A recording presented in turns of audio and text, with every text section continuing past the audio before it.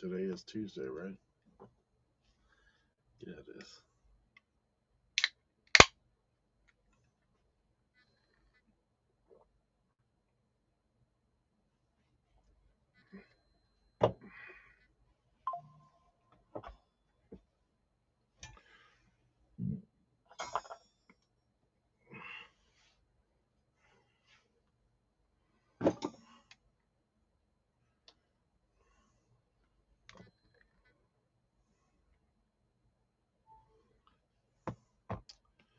Just me.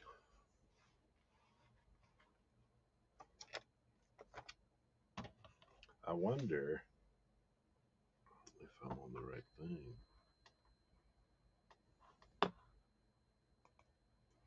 Is it just me?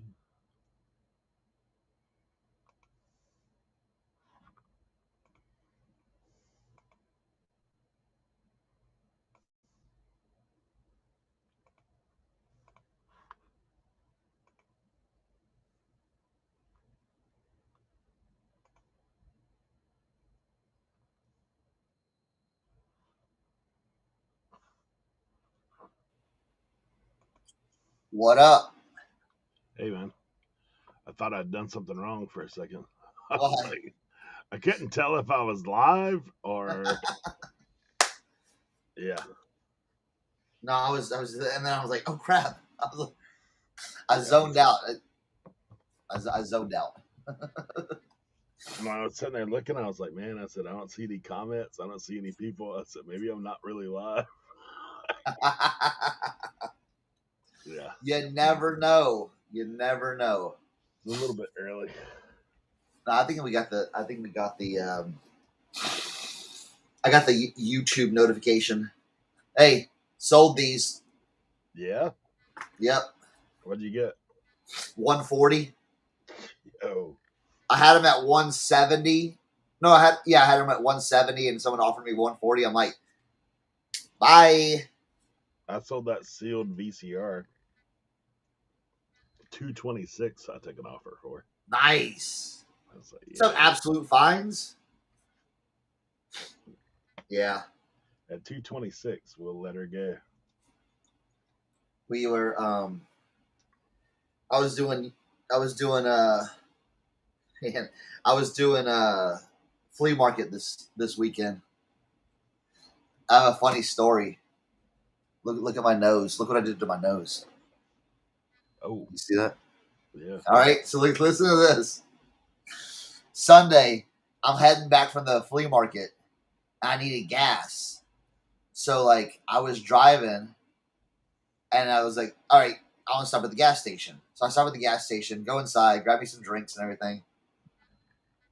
I'm walking out the door, like, because they have like a door and then they have another door, but it's like two doors, and you go through, but then the doors are like, the other outside doors are like just kind of like just shimmied over.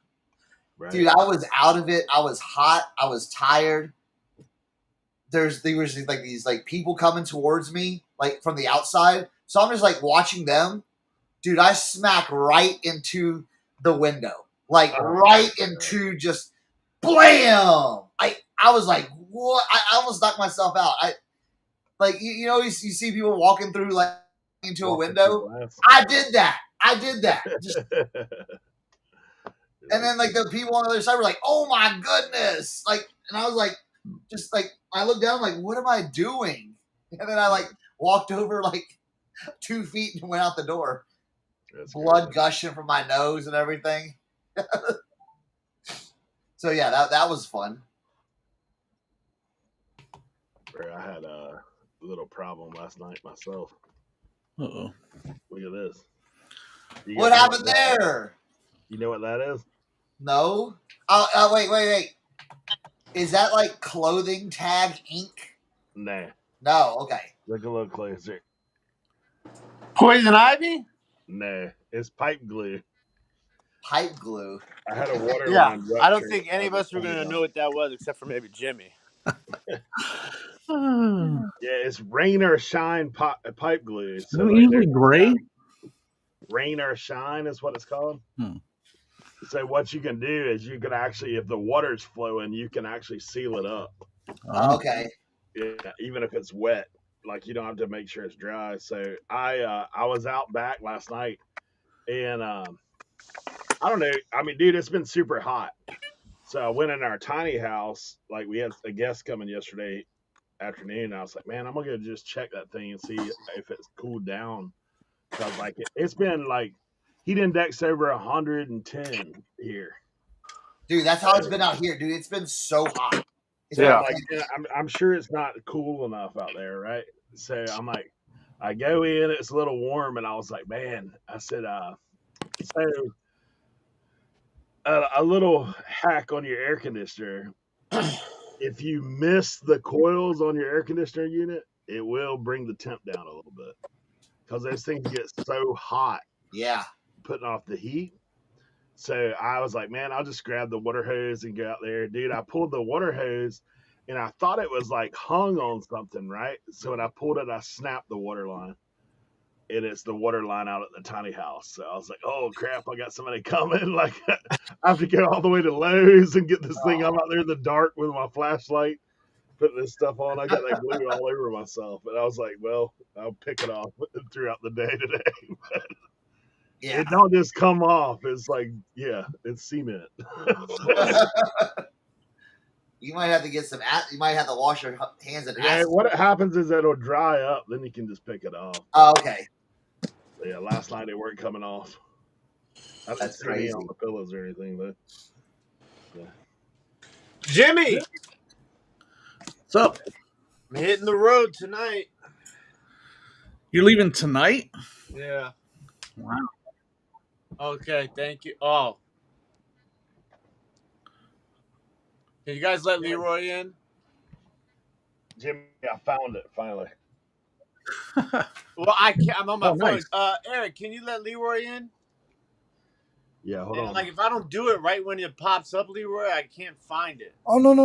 I'm not teasing you. I'm teasing them. I got you. But yeah, Jimmy, I'm hitting the road tonight. Are you sleeping before you hit the road? No, I think what I'm gonna do is I'm gonna drive for like 4 or 5 hours, and then sleep somewhere. I mean, if you can make it to Bucyrus, I got a couch. That I think couch I'm a little got bit my out of the way. name on it for a week. I'm excited to see you guys. The Cyrus. Yeah, I was thinking about that this morning. I was gonna message you, but I was like, oh, let me see if he's on here first. I'm gonna miss going to that, man. I should have went, but Don't worry, we'll have plenty Chicago of made it time difficult. afterwards. Chicago made it difficult. Chicago is not The gang is getting back together again. Yes. I got actually. Go ahead. Sorry. No, I was gonna ask Cernoch, but then I realized Cernoch's not there anymore. Well, Oh, there he is. Cernoch, Yo. the yard crawls is what are the dates for the yard crawl? That is the yard crawl is second weekend of August. Okay. I So want not to this go. weekend, next weekend. I want to go. Huh? I want to go to the yard crawl. What's the yard crawl? Well, I was thinking about setting up at the yard crawl. Well, I still want to go. Come on. What is the yard crawl? What is Okay. it? It's basically south of me. Okay, so it starts like 30 minutes south of me, and it goes probably like 40 to 50 miles. I'm gonna go. Can we ask the name of it? Now, but yeah, it's called the Route 11 Yard Crawl. Yeah, if you Facebook it, they have a Facebook thing and everything. The Route 11 Yard Crawl. I just got to get clearance from the tower, so I'll ask Sonia. But I'm gonna. Well, go. here's the thing. Everyone goes Friday and Saturday. They do it. They say it's Saturday and Sunday. No one ever sets up on Sunday, ever. Okay. They do set up on Thursday. The vendors, the vendor type dudes will set up on Thursday. Yeah. Like you can go late. You can do afternoon Thursday, and then Friday, and then all day Friday. If I don't know. Tim was like, "Oh, Jimmy's gonna go.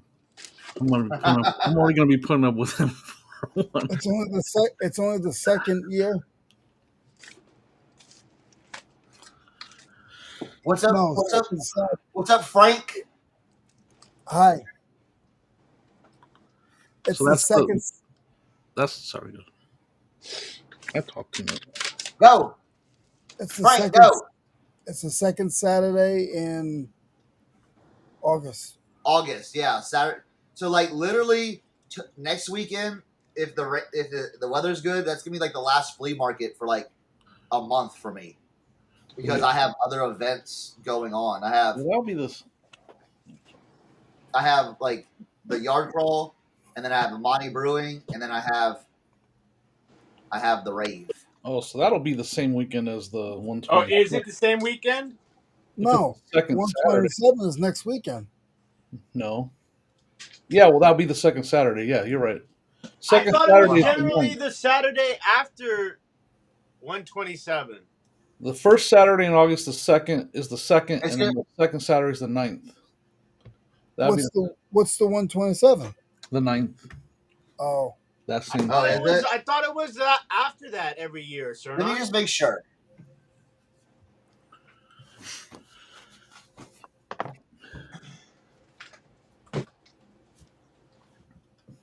Man, my glasses are filthy. is 127 this weekend? Because my buddy. No. No. Yeah, so it's Starts on the the 7th. 8th. It's the 8th and 9th. Yeah. So never mind. I won't go into that. Yeah, we won't be there. I won't be there. That sucks. Yeah, that does. Why? Who's going to the 127? Well, I use that as this because that's the same date as the highway sale that comes through my town, so I'll be doing that. So you're not going. Nobody's Okay. going to 127, right? Well, I'm gonna go. I'm not. I was thinking of just setting up at the yard crawl. You know what I'm saying? Maybe do like a Friday. What's a town? Hi, Eric. What's a town? Cernoch? Woodstock, Virginia, Edinburgh, Virginia. Where are you going to be? I haven't decided yet. I'm trying to make plans this weekend for it. Or I'm trying to make plans this week to find a spot. There are spots, but I just don't know yet. I'm being indecisive on it, and that blows because I was like, this year I'm gonna go right after 127 because usually I'm like a couple of times I done it with Cernoch and I really like the sale, but it's like damn the one year that yeah. Because normally it's normally right after 127, right? It's usually the weekend after 127, but see, 127 does the first Thursday, Friday, Saturday, Sunday of the August. Well, the thing is, it does it August. That August 1st is on Friday. Friday. So they can't really put in that Thursday, Friday, Saturday, So they had to bump it down. It worked out better for the card show though, because the card show would have fallen on the same as the 127 had they done that. If it had been a week earlier. Yeah, but I think I'm gonna go set up and just sell. I don't know. I got a huge city sale coming up this weekend. Huge one. Damn, Josie has the other car and it's got all my bags in it. You see, the problem is with like right now, I'm just so like garage sales and yard crawls are kind of like to me now, like because I can go get stuff cheap, anytime I want. So it's like I'm like, well, why don't we just sell this year?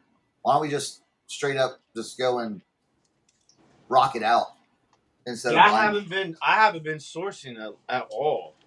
Yeah. Like at all. For like a good month and a half now. I mean, my best sourcing I've done this season was at the 100 Mile in Virginia. Oh yeah? And I did really well though there. So like it held me down, you know what I'm saying? Like financially. Yeah. But now that I've been spending like this last like month like going through my unlisted items, I'm down to maybe like 20 to 30 unlisted items right now. Oh wow. and that's like half of that is clothes and half of that is like black. That's it. Like I really like put into work.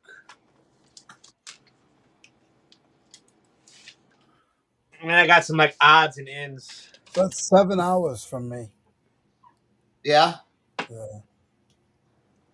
that sounds about right. Yeah.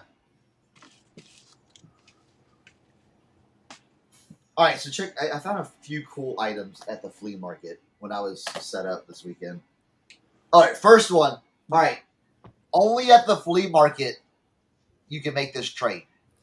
Okay, my buddy that buys like electronics from me came up to me and was like, "Hey," on Saturday, he's like, "Hey, what's up, man?" He's like, "I see you got a bunch of stuff." I'm like, "Yeah."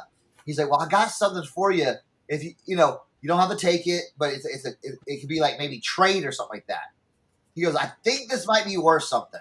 I'm like, "All right." He goes, "But you know me, I know nothing about clothes." So the first thing he shows me is this. And I'm like, "Yeah, that might be something. That might be something." Is And this then the corn? huh? Is this corn? Yeah, this is the corn one right here. Jeez. That's Jimmy's favorite band. Yeah, so Yeah, that right there, 1997 Sick and Twisted tour. I was like, because me and him are, we're cool with each other. And I'm like, see that KitchenAid mixer right there? That's the trade. And he's like, really? I'm like, yep. He goes, so what I saw online, like what they were saying, like the shirt's worth, that's kind of like what it was. I'm like, yeah. And then I had the other dudes already on me trying to buy it from me. I was like, no. I'm like, dude, I want to wear it a few times, and then I'll sell it. Jimmy, you seen corn before live, right? yeah, like 3 times. Yeah, back in the early 2000s. That's so long What ago. about you, Cernoch? You ever seen corn live? I've seen them once. Yeah, at a festival. I seen them at HF Festival. I haven't, Tim. I haven't seen him, buddy. I had a feeling. Hey, I seen corn on the dinner table like 3 nights ago. I almost thought you said something else, Eric. Uh, And then it had Stained on it. This band Stained. I took my brother to go see Stained. Oh, dude, I saw Stained at HF Festival on some serious hallucinogenics. And Stained. But I'm thinking about Godsmack. I saw Godsmack on some serious hallucinogenics, and it was crazy. Yeah. We were sitting at the top of the RFK, and they had everybody in the audience clapping their hands like this. So like from above, it just looked like one giant hand clapping it. Wild times. Got some boots. You won't believe what brand this is. You won't believe what brand this is. Thinsulate. No. I saw them and I was like, these are interesting. I was like, how much of? And I asked the dude, like, how much are these boots? He's like, oh, make a pile, because I was making a pile. He goes, make a pile and we'll come. And then I got a great deal on them. I think I paid like $1 for everything. But Bro, I've been flying through those boots, Cernoch. All right, boom. Look at these. These are Fila, all leather.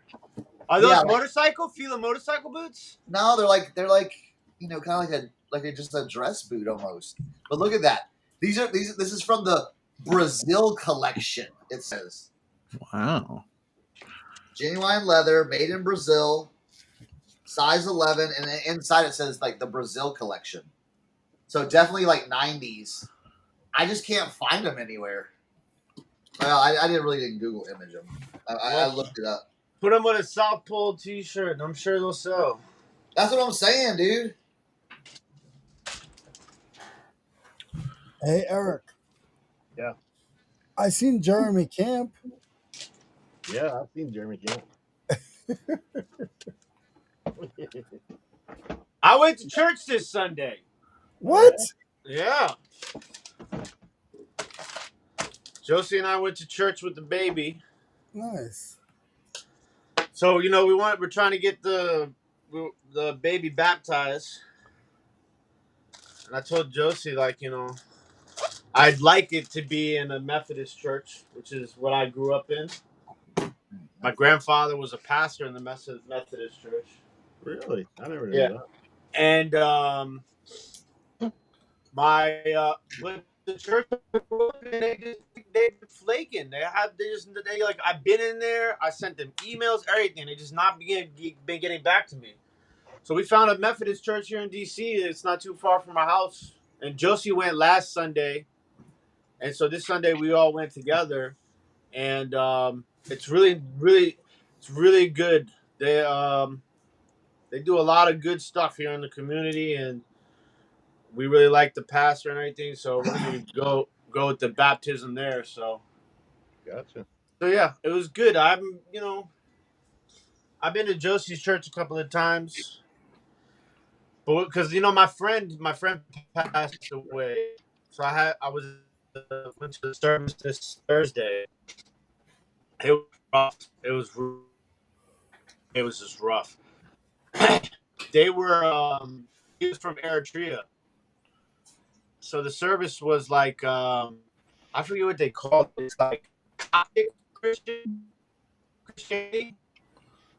Oh no, you're cutting out. It's a really interesting. Yeah, your mic's like, unless that's just me, but it sounds like No, it's cutting out. Robotic. It's cutting out. Yeah. I'm in the shed. See if I can makeshift some bags. I left all my bags in the other car. Yeah, I did 2 baptisms this past weekend. Teenage kids.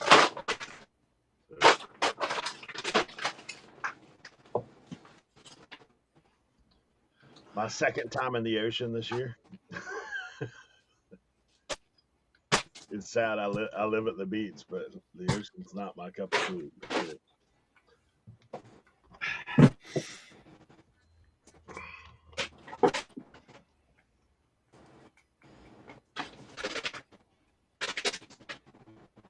Leroy, I think I missed your call yesterday. Sorry, bro. I saw it after the fact. Don't worry, it was serious. I really needed your opinion, but it's okay, Eric. I'm still here. Yeah, I've got some family stuff. My dad's health is on the big time. Been dealing with the last couple of days. Is he's still not doing great? Nah, No. doing worse. Yeah, his cancer spread pretty extreme now. So we'll see. Sweet corn in Lancaster County, Pennsylvania doesn't get any better than that. Hey, Eric, do you ever have corn in your pancakes? Corn and pancakes? No, Yes, I've not tried that. my aunt used to. You ever have a sweet corn donut? Sweet corn donut? Nah. You ever have a sweet corn donut?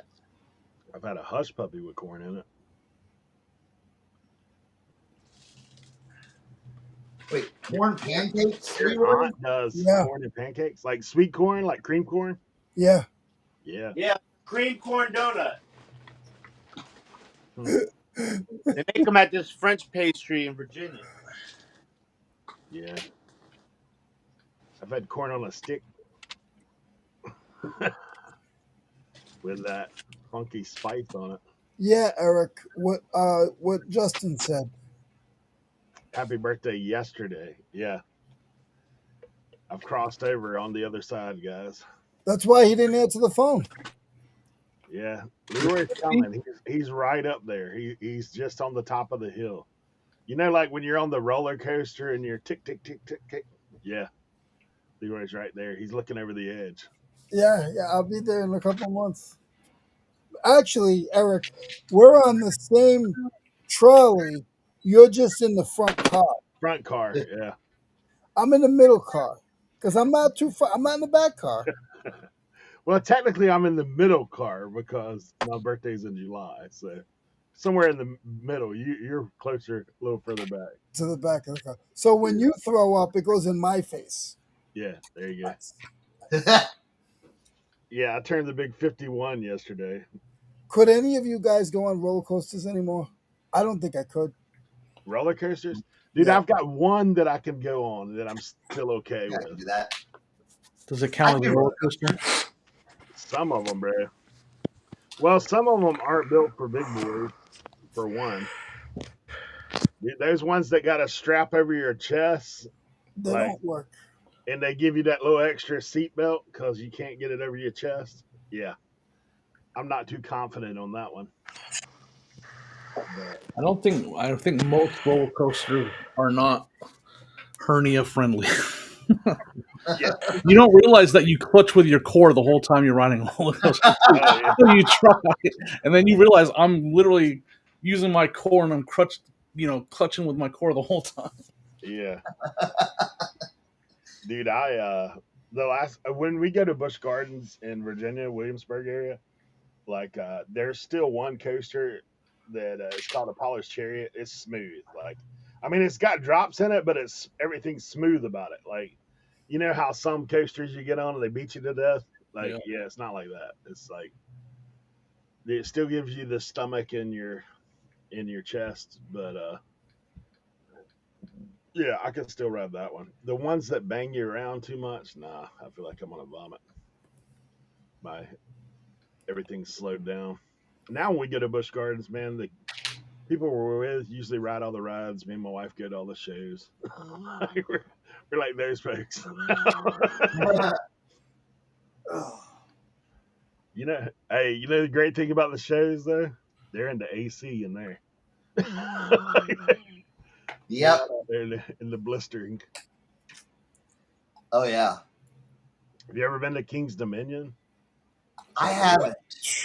I've been to King's Dominion since I was 13. Dude, King's Dominion, the one in Richmond, Yeah, buddy, there is not any shade there. really. Like it's just straight heat, dude. Like you're walking around the asphalt, you feel like your shoes are sticking to the thing if you go in the summertime. I think King's Dominion and Carowinds is related, right? I used to go to Six Flags Georgia all the time when we lived in Florida. Oh, on that.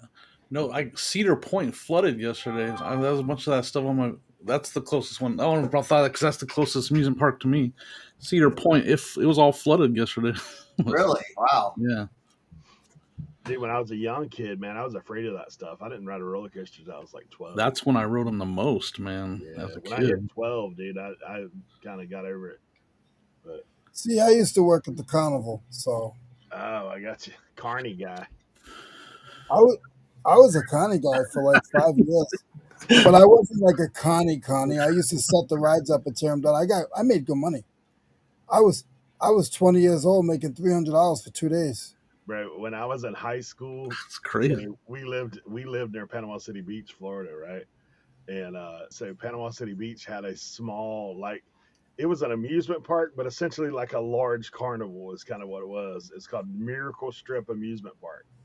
So my granddad grew chickens, and they used to have a day that they gave all the chicken farmers like all free passes. So we would go out there all the time. But when I was in high school, we would go there, and I had one of my friends with me. Man, we got on this thing called the Bullet, and it's a carnival ride, right? Basically, it's like you got a tube that you and somebody else sits in, and then there's another tube across from you, and that thing slings you upside down and around like that. And it goes way up in the air and then circles back through. Dude, my guy that's with me starts talking smack to the carnival ride guy, and that dude is cranking it up, bro. I mean, we're like, I was like, we're gonna die up here, dude.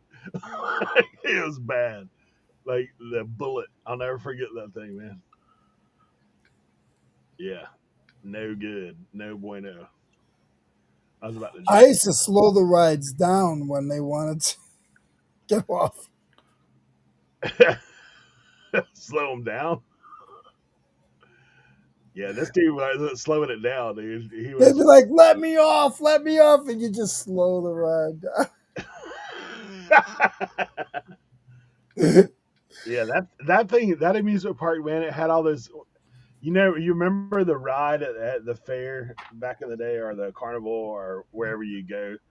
like that, where it spins you and pins you against the wall, and like you're just against the wall as it Yeah, spins. yeah. Yeah, they had one of those. They called it the Abominable Snowman. They pin you up against the wall. Yeah, I've seen the guy stop it before and let people just hit the floor because they're like up on the wall. Yeah, yeah, we used to have some crazy times at that place. I wasn't like I didn't like travel and like sleep with them or anything like that. I more went on the weekends and I would go on Saturday night or Sunday night. I'd tear the ride down, drive to the next city, set the ride up on Monday morning, and then go to my regular job. They have a little one out here that comes like that place. Like I said, it was a permanent place, so like people would come. They tore it down years ago. They used to have a water park with it too, but yeah, that thing was pretty wild back in the day. They had a Yes, ride totally. The through haunted house. Gravitron. That's what they called ours. Yeah, they had a ride through haunted house that we've got out of our carts before it scared people in Oh yeah, because you could get back in before it left out of yep, the building. yep. Because it was moving kind of slow, but it had like all the animatronic stuff in there. They used to do that at Rocky Point. Yeah. Yeah, kind of crazy.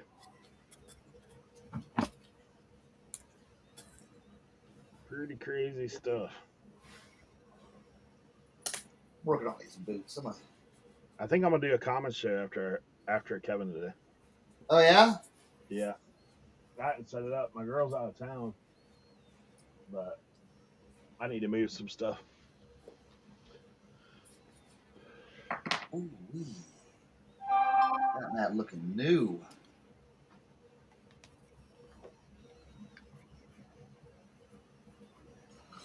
That's what happens when you. This is what happens when you use good materials on stuff, even for Fila. Like these boots are solid, Solid Fila. solid, dog. A lot of those companies now, though, man, they make a lot better stuff than what they used to. Well, now this is actually like really good for what I'm saying, like for Fila back in the '90s to make something like this. This is a well constructed boot. Oh man.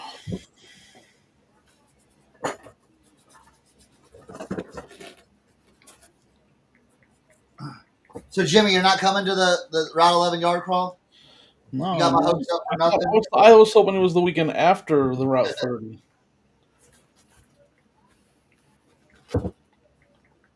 But then I remember when you said that, I was like, well, no, because the first Saturday in August is like the second day.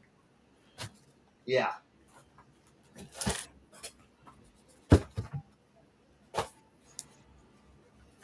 Hey Jimmy, Huh. can you give me a number 1 to 18, starting left or right?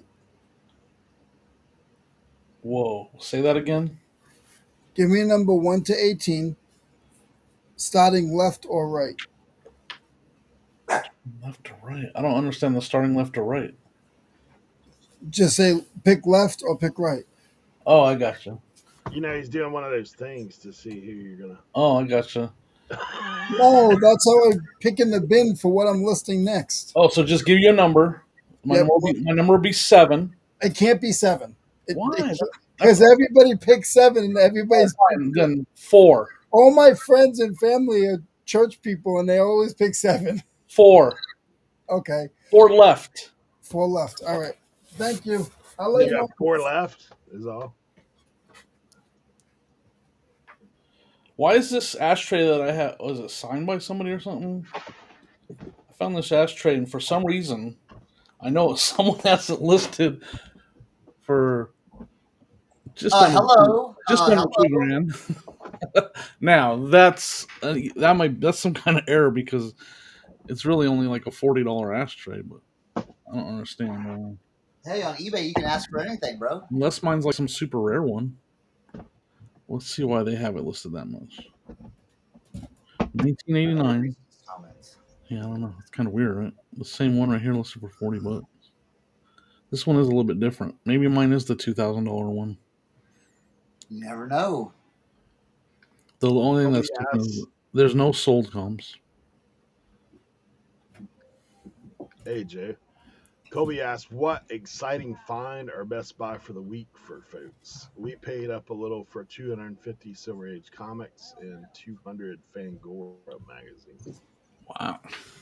My weekend wasn't a good weekend. It was one of my worst sourcing weekends in a while.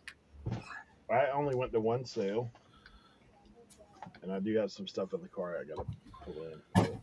I picked up some jewelry, just extra jewelry stuff from the flea market, because I can get that stuff cheap there, and my girls want that to wholesale. But I got something interesting. Well, these boots were very interesting.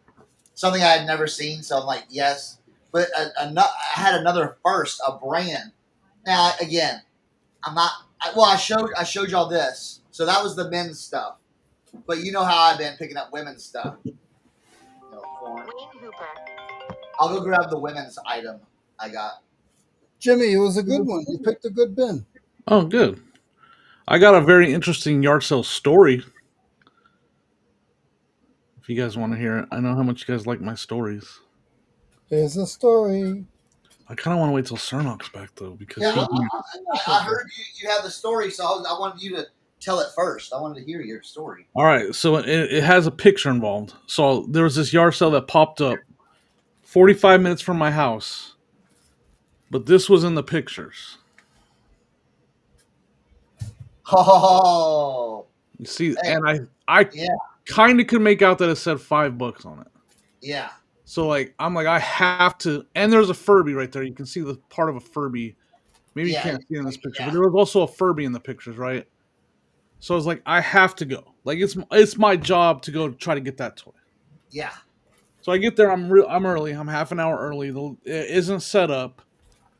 She actually drove up and was like, just give me 2 minutes and you can come in and shop, and I'll be a little bit early. She's like, and I'm the only one there. Like I'm like I'm getting it. I'm the only one there. This is mine. Door opens up. Walk to the door. It's not on the table. Of course, like, and I'm like, I asked, is the robot still there? And she's like, oh, you know what? These were my brother's toys, and I sent him pictures of the yard sale, and he was like, don't sell that. I want to keep that. And I was like, all right, that's cool. I understand. Like, at least at least you didn't sell it to someone that messaged you or anything like that. Yeah. Like that scooped it before you. Yeah, so I'm still like shopping and scooping, and I got the Furby, and I got some GoBots, and I got some vintage toys. I just didn't get the great one, the one that I really wanted. But then I'm standing there, and I see. You probably saw it on my Instagram. I saw a GI Joe box, like a vintage GI Joe box. I'm like, is that toy for sale? She's like, oh no, those are just empty boxes.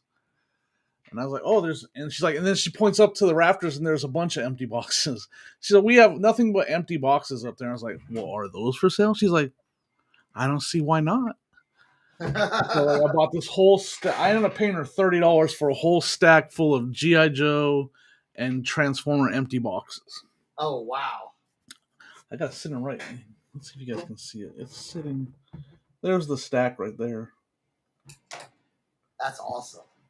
So it sucked that I missed out on the Shogun, but I still got some cool stuff. But that, it's like I'm probably gonna sell most of them. One of them, let me go grab it. One of them, I have the guy. Let me see. Nice. I might as well bring it over here and show you guys what I found. All empty boxes. I'm gonna drop them. That was eBay orders.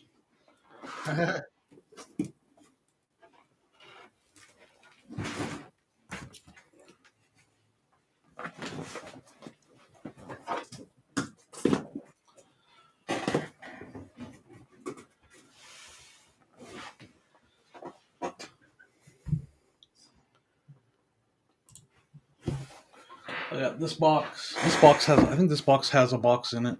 Oh wow! A box within a box. And what year are those from? Let's see if I can see. I don't see the. I'm blind over here. I don't know. I'd have to look it up because it's not on here.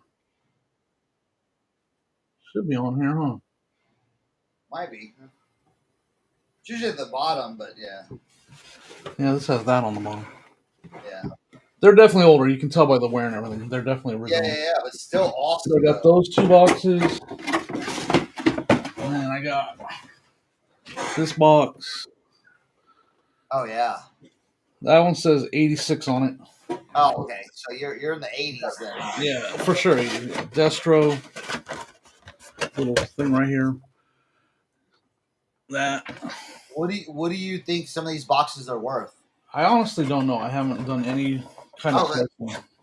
But you got them at a cheap enough price where you're like, well. Yeah, for sure. I mean, they're worth a lot more than the. Then I got this card only right here.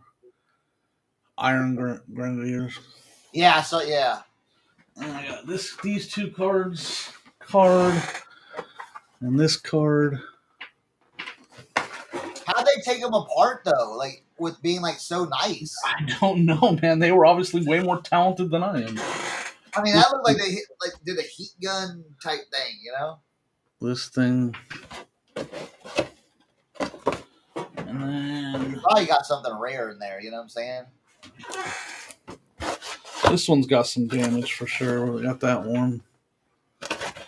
And then this is the guy I have. I have Skylinks. This guy right here. Oh yeah, look at that. Right there, you can see his head. Yeah. So that I'm gonna keep that for him. Yeah, that's awesome. So now I have a CIB of him. I don't know if I have all the parts of him. It has the foam. This one's the only one too that has the foam insert and everything. Ooh. So perfect for what I needed it for. You know, it's like the only one that has the foam insert. That's sweet, dude. So I'll keep that. That's really and then cool. this is the one that I saw that prompted me to ask the question, was this giant Oh yeah. G.I. Joe box. And this one has some of the cardboard inserts and stuff in there. Did you ask where all the G.I. Joes were? Let's look it up right now. Did you ask where all the G.I. Joes were? Yes, so there we go. You know I did. You know I did. That's what I'm saying. Like, and I haven't heard back from her, so it's supposed to be early this week. She said that all the toys from her, I can't remember if it was her brother. I think it was her husband, because I think this was her in-laws' house. All her husband's toys were brought over months ago in totes. So she said we have all his toys at the house. She said he's keeping the Transformers. He's already pulled most of the Transformers, but she's like, we got G.I. Joes, we got all kinds of other stuff that are in these tubs, and I don't want them. My kids don't want to play with them. And I was like, well, here's my phone number. And so she's supposed to contact me sometime this week. We'll see. You know, I always say there's like a 5% chance that, you know, and on top of that 5% chance that she contacts me, there's even less chance that they don't look them up and find out what they're worth. You know what I mean? Yeah. And then, but I'm not saying I won't buy them, but then that sucks when you're like, okay, now I gotta pay quite a bit for, you know, I'll probably buy them if she's willing to give me some kind of deal, but yeah, none of us pay. I don't pay market. We don't pay market price, right? No, not at all. She comes up to me and says, you know, this is worth $300, so I need $290. Like, yeah, all right. Well, it was worth a shot. Anyways, we'll see. Sounds like he's keeping anything that's like robot or transformer related. Yeah. Based on him keeping that Shogun, and then she said he's not, you know, he's already pulled all the Transformers from it. He's watching you right now, looking at your shelf. Yeah, right. I want to build a shelf like that. Well, golly, my find isn't as cool as that now. I don't know how to empty box. All right, so this right here, I got a dress, just a regular dress, but this is and I have never found this in vintage before. When I saw it, I'm like, yo, what? And even this early of vintage. This is a Diane von Furstenberg. Okay. Why have I heard that before? Because it's high-end women's stuff.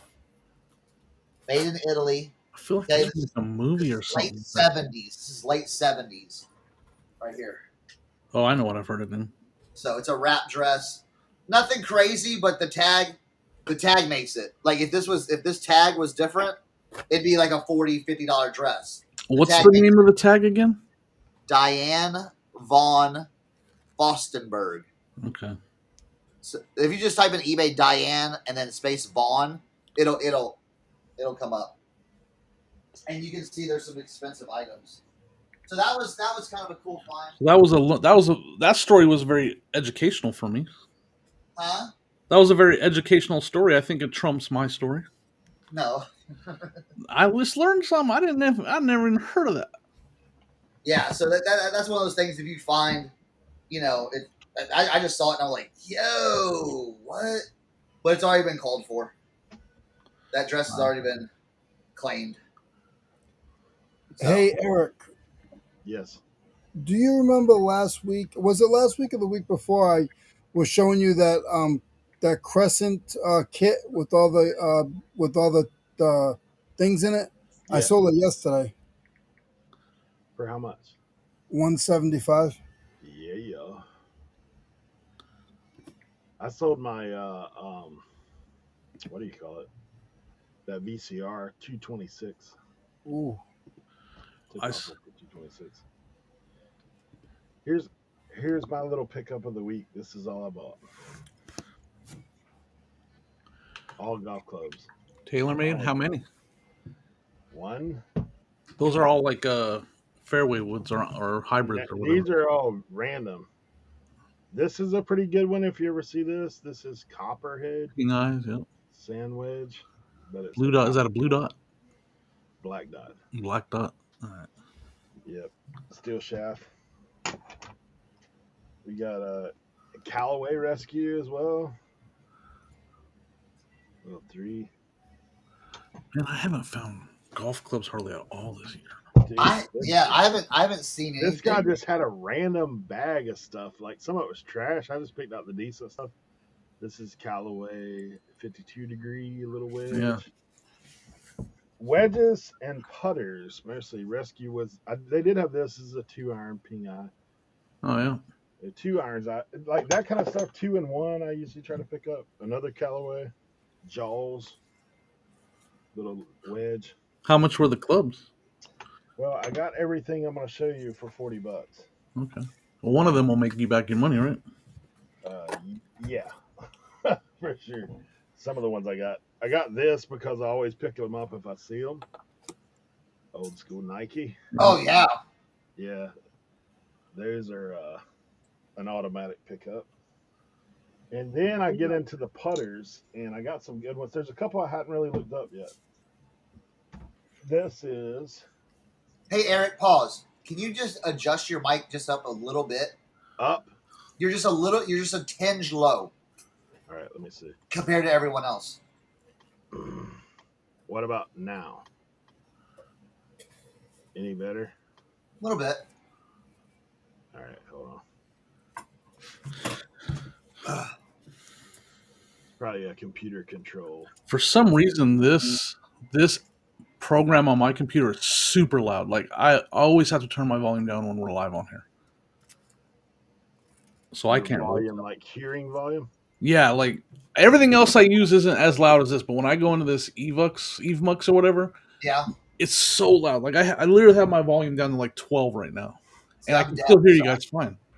Hey, what about now? There you go. Perfect. You're right there.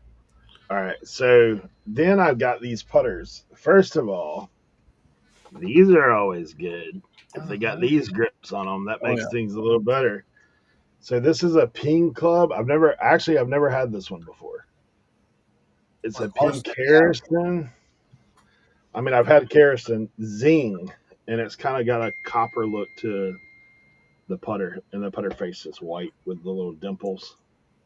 Just a little blade putter, ping. And then I got another ping that's a little different. It's a center shaft. Oh, interesting. Belly putter. Oh, it's a belly putter? Nice. The motor? Yeah, I got the head cover, but the head cover's beat. Oh, wow. Yeah. Hold on a sec. I might have that exact same putter sitting in my The desk. Ping pick 'em up. Hold on a Pick second. them up, B. What's that go for? What's that comping out I at? have no idea. I haven't even looked it up yet. These have been riding in my car all weekend. Ping pick 'em up. It also says it's a Scottsdale. Ping Scottsdale pick 'em up B.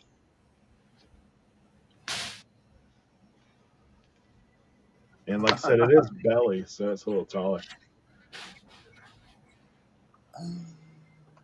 What are the chances that I literally picked up the only golf club I've really found recently is the exact same putter? Really? I can tell you it's a good one because I looked it up. I think Yeah, that is a good one. I just looked it up for Yep. you guys. What are y'all? what are the Good chances? one. Good one being 100 I think plus. it's $100 ish, depending on the grip and stuff. What is it? What is it? Over Leroy, probably where's your over golf 100. club? Mine's not a belly though. Mine's got the. Yeah, this is a big belly. That one's probably worth more. I would imagine it's worth more. If And I then- remember right, it's close to $100 or maybe a little bit better when I looked at it. Yeah, I'm seeing 125 Yep. easy on it. This is the last one, and I already know about this one. So Oh yeah. You found this. Oh, that Odyssey. Yep, that's a good one too. white hot 2-ball Odyssey. Yeah, that's. I mean, for me, that's kind of an old standard now. I do find that quite a bit more than I find other things. So like I said, that's why I was like $40. The guy said 50. I said, "Would you do 40?" He's like, "Yeah." I just think that one being a belly putter makes it worth more. Belly putters are usually worth more. Yeah. I'm curious on this sandwich too, like that copperhead sandwich. Sometimes those things do really well, like the Mm-hmm. extra. Heck yeah, man, that's a great find. I haven't comped it. Well, the crazy thing is, he's like, I got 2 more bags in my in the house. I was like, did you work for? Because when I first walked up there and I saw the bag, I was like, he's either a reseller or he is Like a golf like pro. works on a golf course. Yeah. And so I talked to him. I said, hey, I said, you work for a golf course? And he's like, yeah. He said, I work enough where I can get to play for free. Cernoch, this is all I got. 2 iron, Copper. copperhead. Nice. That green. Yeah. Nice. This guy knows clubs. Lord knows he's made a ton of Thrift Hall. For you guys that don't know, he is one that has definitely seen the buying opportunity over at Dibnett Sports Supply. He has got a sad golf club. I'm sure to be able to flip for good money over there. I have the only golf club I've had forever because I don't have a box for it. It's a big old driver. Yeah. I think it's a good one, but I don't have a box to ship it, and I don't want to make one. I'm leaving it. But I'll make a box for a huge Lotus lamp that I shipped out. Oh yeah. So I sold that one Lotus lamp, and then the other one, How much did it sell for? $500. Woo. Jimmy, you know about USPS shoe boxes? I do. I have a bunch of them, but I don't want. I mean, I They- guess They stack incredibly well. Oh yeah, you just drop those off at UPS, right? Yeah. Yeah, maybe I'll do that. Yep. They make a long rectangle box. I don't know. Yeah, I know. Well, I mean, again, I don't have any of those. I have the shoe box. I guess I'll list it. I don't know. It's just been sitting there for over a year now. Well, Jimmy, that's why I asked you what I asked you. The stuff that I'm listing is stuff that I've had for, like this. I probably had this sitting up my death pile for 2 years. So what I do is I put stuff in my bins on this side of the building. And when I ask you guys numbers, I'll go and I'll pick that bin and I'll list that whole bin, or I'll put whatever I don't want in the flea market. Gotcha. Nice. I'm this time of year for me is always I find so much stuff that the easiest stuff makes it to the front of the line, and then the other stuff just kind of waits till. But a golf club should be moved to the front because it's the time of year to sell them. I took most of mine off because I was selling some. buy some poster tubes. You couldn't get me to buy poster tubes for posters, Chad. You think I'm gonna buy it for a golf club? Dude, I messed up when I did order some stuff from Uline because I'm building like business credit. So I opened a Uline account, and so I ordered some, but I messed up. I didn't realize, like, when you order 48 by 4 by 4, you get a box that, like, you have to tape the whole side of it. Like, instead of, if you order 4 by 4 by 48, you get the box that is actually like a tube. Yeah. So, needless to say, I've got a bunch of boxes now that are. You can still ship clubs in them. It's just a little awkward. Like, you have to do a pretty serious tape job on them. So that I sold the one. Oh, I sold the one Lotus for $550. I'm sorry, $550. And then the other one that I got them both for $10 each. The other one, the lady is coming from Columbus to buy it on Thursday for Wow. $300 local There pickup. you go. So as long as she shows up, Right? that will be pretty good flip on those two. Yo. Let me see what the sold is on this thing, because the comps on what people have them listed for. I did really good on my dibdit last night, Michael. Did really good. I kind of changed things up on the way I did the shipping and stuff, and it kind of promoted bidding a little bit, like encouraged bidding by offering less shipping on. What's that word? That's a sandwich. About $100. Nice, man. You killed it. He did. You guys are listing sandwiches? Yeah, someone just sold one for $109 free ship. Someone sold one for $155. Gee, many. What's he got? Someone sold one for $115. Yo. Took a best offer on $149. Sold one for $94. I tell you, man, there's copper. Leroy? Yeah. List box number golf club. List the box that's shaped like golf clubs. List that box that's shaped like golf club in there. List that golf club? What yours was a 2 with that beryllium? It was a 2. It's a fiberglass 2 iron? 2 iron, ping, copper, Black dot? green. Green dot. Ooh. Ooh. Fancy guy.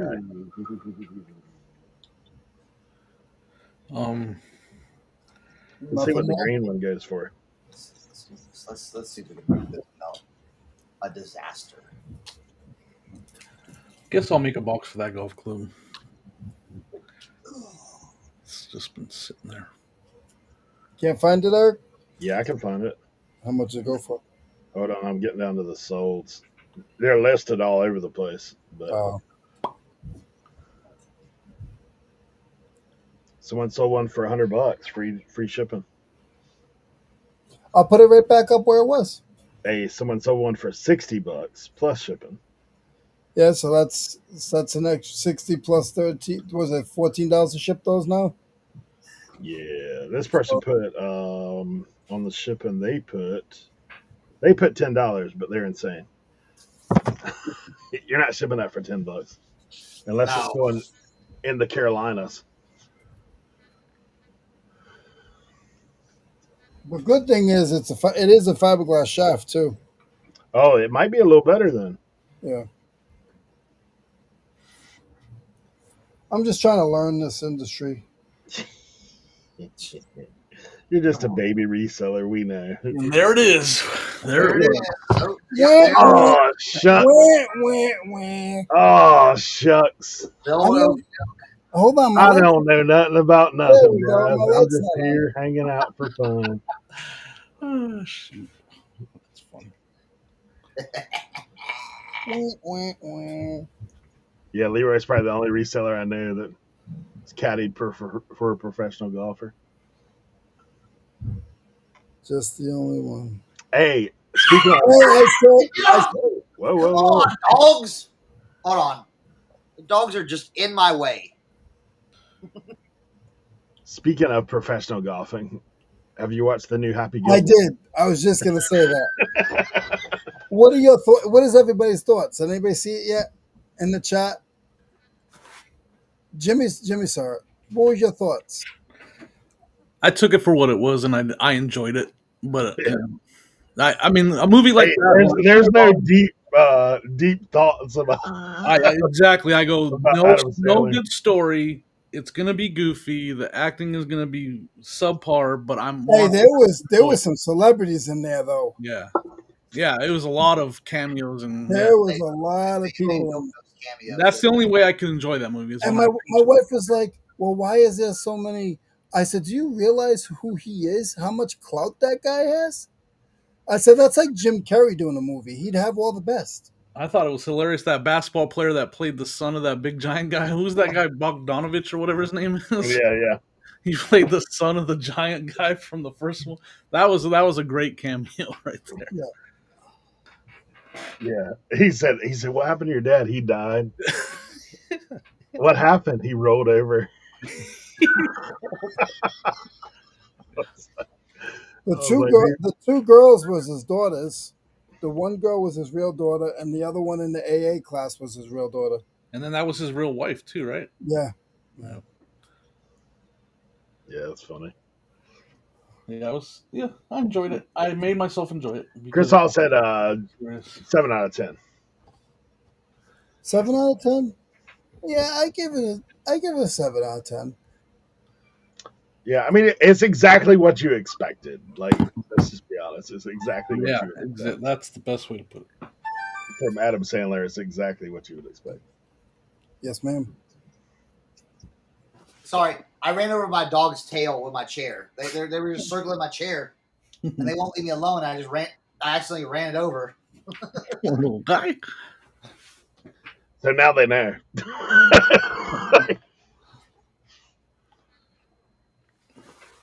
Well, because I had food up here. That's why. Yeah. That'll do it. All right, what am I listing? I'm gonna list these Fila boots. Listing that fat $2,000 Yankee ashtray. Well, I'm gonna list these Fila boots I was showing, Jimmy. What do you think about those? What would you list those at, Jimmy? I have no idea. I'm I'm gonna say $45. No, I'm gonna go crazy. You asked me. I'm gonna go for $150. You think I can get $150 out of these? Okay. I haven't sold a pair of boots for $150 in a minute. So no one has these. And my thinking is, if you don't ask, if you don't try, if you don't ask, But I still have that pile of boots that I got to work through. So that's where I'm at with my boots. Last week I ran a Pokemon auction. Shh, don't let my son hear that. Hey. I got some Pokemon. I'm going to do another one this week. I don't know yet how I'm going to do it, though, because I bought something. There's these like lunch pail looking rigs. Uh-huh. So here's just an opinion piece. Kat had a question for you, Cernoch, in the chat. Okay, hold on real quick. I got a few more pictures I'm going to take, and then I will jump back in. Okay? I'll jump back in. Who was it, Kat? Yeah. Kat, I'll be right with you. I can read it to you if you want me to. Okay, yeah, that'd be great, Jimmy. Chris, how did all those clothes do at the flea market? Clothes from last week's RIN. They didn't go to the flea market. He had a private buyer that came through. Yeah, well, I've got private buyers this week that we're doing. One of my girls I'm bringing jewelry to, and the other girl I'm bringing clothes to. And then I might have a third one set up as well. So, Nice. Yeah, so that stuff right now, like I I didn't want to bring any of that to the flea market because I've got all this stuff in a row coming up. So I'm like, why? My thinking is like this too. Is like since we're so close to these other events, I don't want to go sell that stuff for cheap at the flea market where I know some of that stuff I can get more dollars for at an event that like and oh Hey, can you let my friend in? yeah fine. I forgot his name, Tim. Can you let my friend in? On the road guy. Yeah. There What we was that? go. So yeah, that's what we're gonna do. That's what we're gonna be doing. Um, and they just added a pre-party to the rave on Thursday, Oh yeah. so we might be going out there Thursday and Friday. Oh, Are you setting up at the rave? Yeah, dude. you Oh, didn't that's see awesome. Where you been? his setup. Remember, I had like, He I was want to show. practicing last week. Yeah.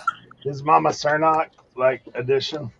Oh, Oh, all the rotating. I saw that. but hold on. I'll show y'all some stuff today. We've got Mama Cernoch Part 2. I was so impressed. Part 2. I was so impressed with like what I got from her, and like she doesn't do shows or anything like that. So I was talking to my mom and I was talking to my brother, and I'm like, oh, how about you send some of the bigger items you got there?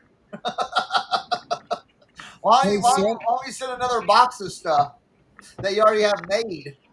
Hey, Cernoch. Um, I don't know where she gets her stuff, but I know Julian just got a storage unit with like $30,000 worth of all sewing stuff. The lady had a business. He's doing a whatnot in a couple of weeks, so you might want to check it out. Hmm. I mean, I'll get it. I'm gonna tease it. I'll show it in the 11 o'clock hour. How about that? We'll do a reveal. Hey I Jimmy, Hmm. I can't find that sword that Mike sent me. I'm stuck it somewhere. But look, I'm sending you something special. Be on the hunt. All right. I don't think you have this one, do you? Ooh, I don't think I do either. Sports specialties script corduroy. I'm positive I don't. Yeah, a little script. Nice. Look, She. Oh, the McGregor. That's an old one. old school. I'll put it in the box for your frog, man. I always think about it when we get off the show, and then I don't never send it. I'm like, oh, I'm gonna go ahead and do it right now, so I won't forget. Nice. All right, so we got that. Let's see what. I don't know. I just got a bunch of jewelry and stuff like that. I mean, unless now you're like a Cleveland fan or something. Come on, man. They can't even get their baseball team right over here. Everybody's getting suspended for lifetime for betting on. Did you hear about that? I don't know. I don't follow baseball, and guys are getting suspended and possibly Who? for gambling and stuff. Is that real? Tim would know. I haven't heard anything about that. Didn't a pitcher from the Guardians get suspended and possibly? Emmanuel Clase. He's from the Guardians, right?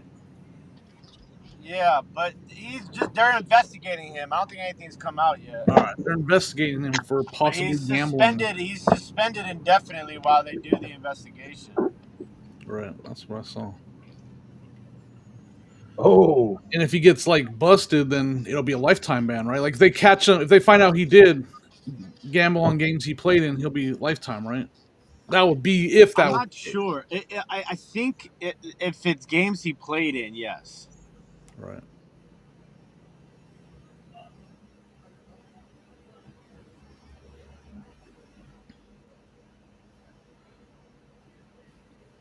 It'd be Pete Rose out.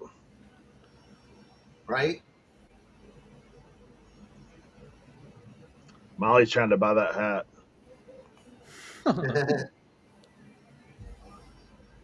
How much is it worth to you, Jimmy? I think it's worth like a 3-stripe hat. That Jimmy sent me a 3-stripe hat, guys. where is that? Which hat? one? What was it? That Lord is my shepherd thing. Oh yeah.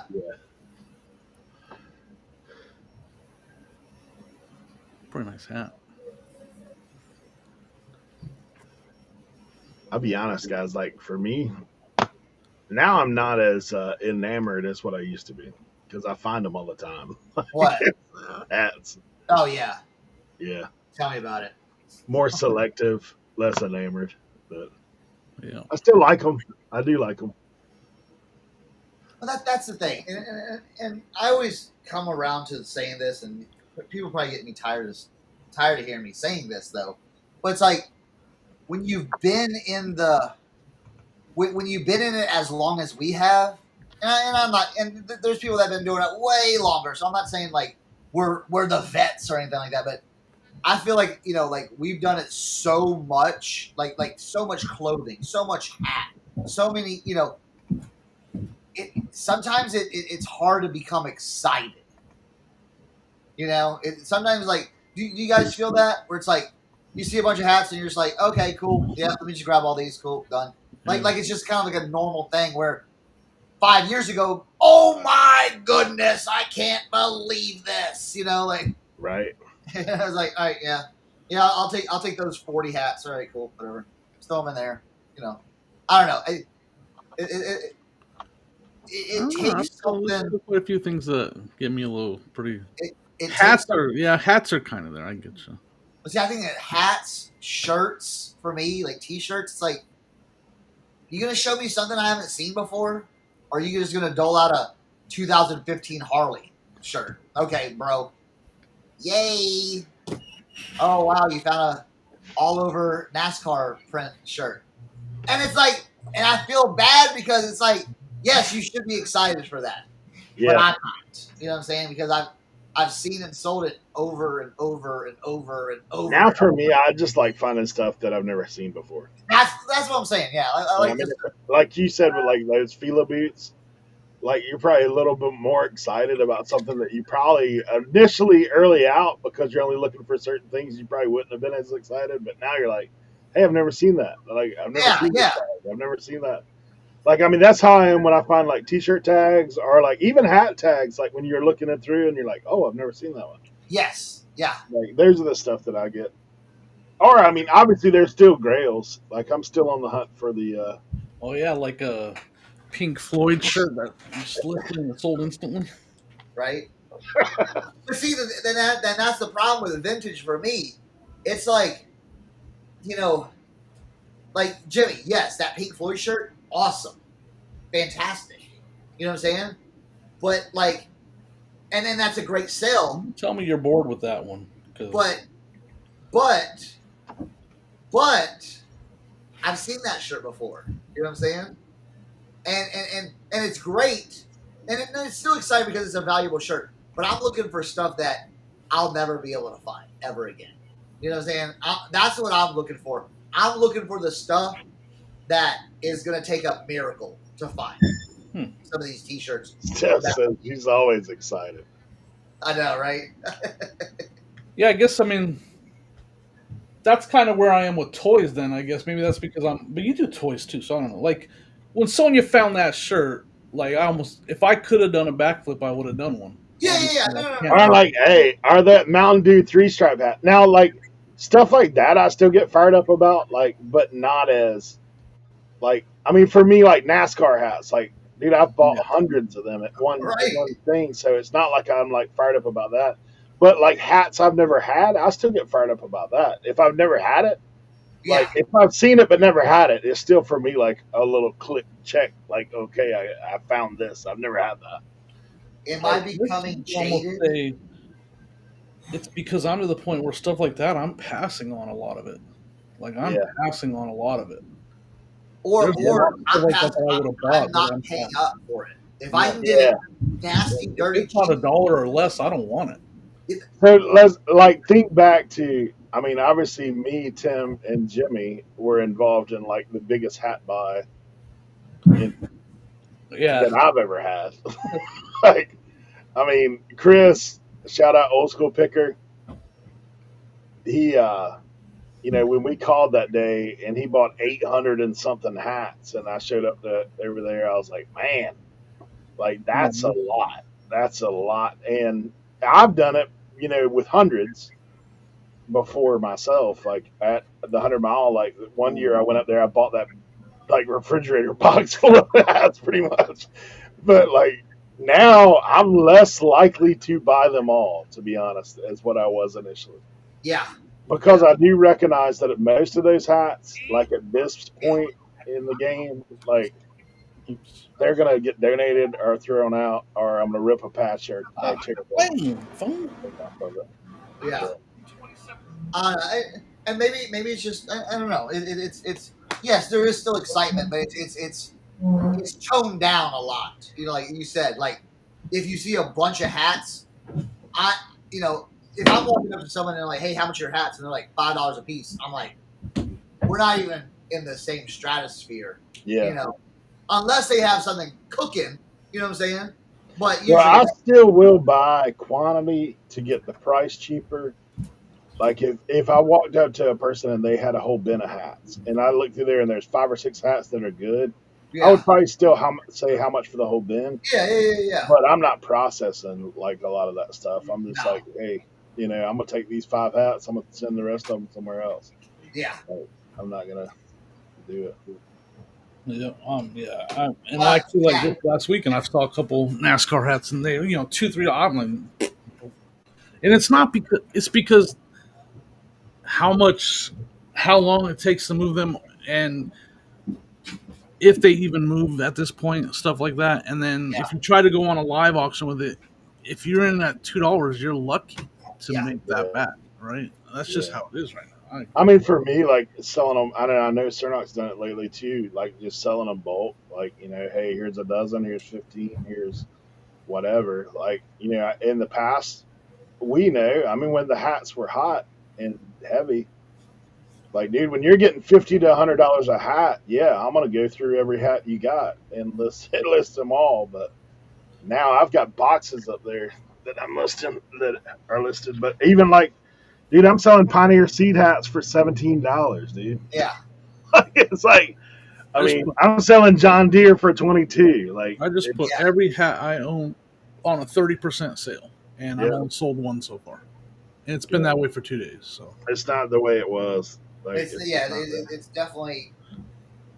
Well, I mean, a lot of things have slipped and stuff like that, but yeah, and it's like I said, it's kind of like that. Excited, like seeing a rerun of your favorite show. Yes, that is exactly what I'm talking about, Doyle. It's like you still appreciate it, but it's like, all right, cool, yeah, been there, done that. What's the matter? Go get them. Go you get go them. into buying clothes like that, like when you go into watching get 'em. Happy Gilmore too. You just you take it for what it is.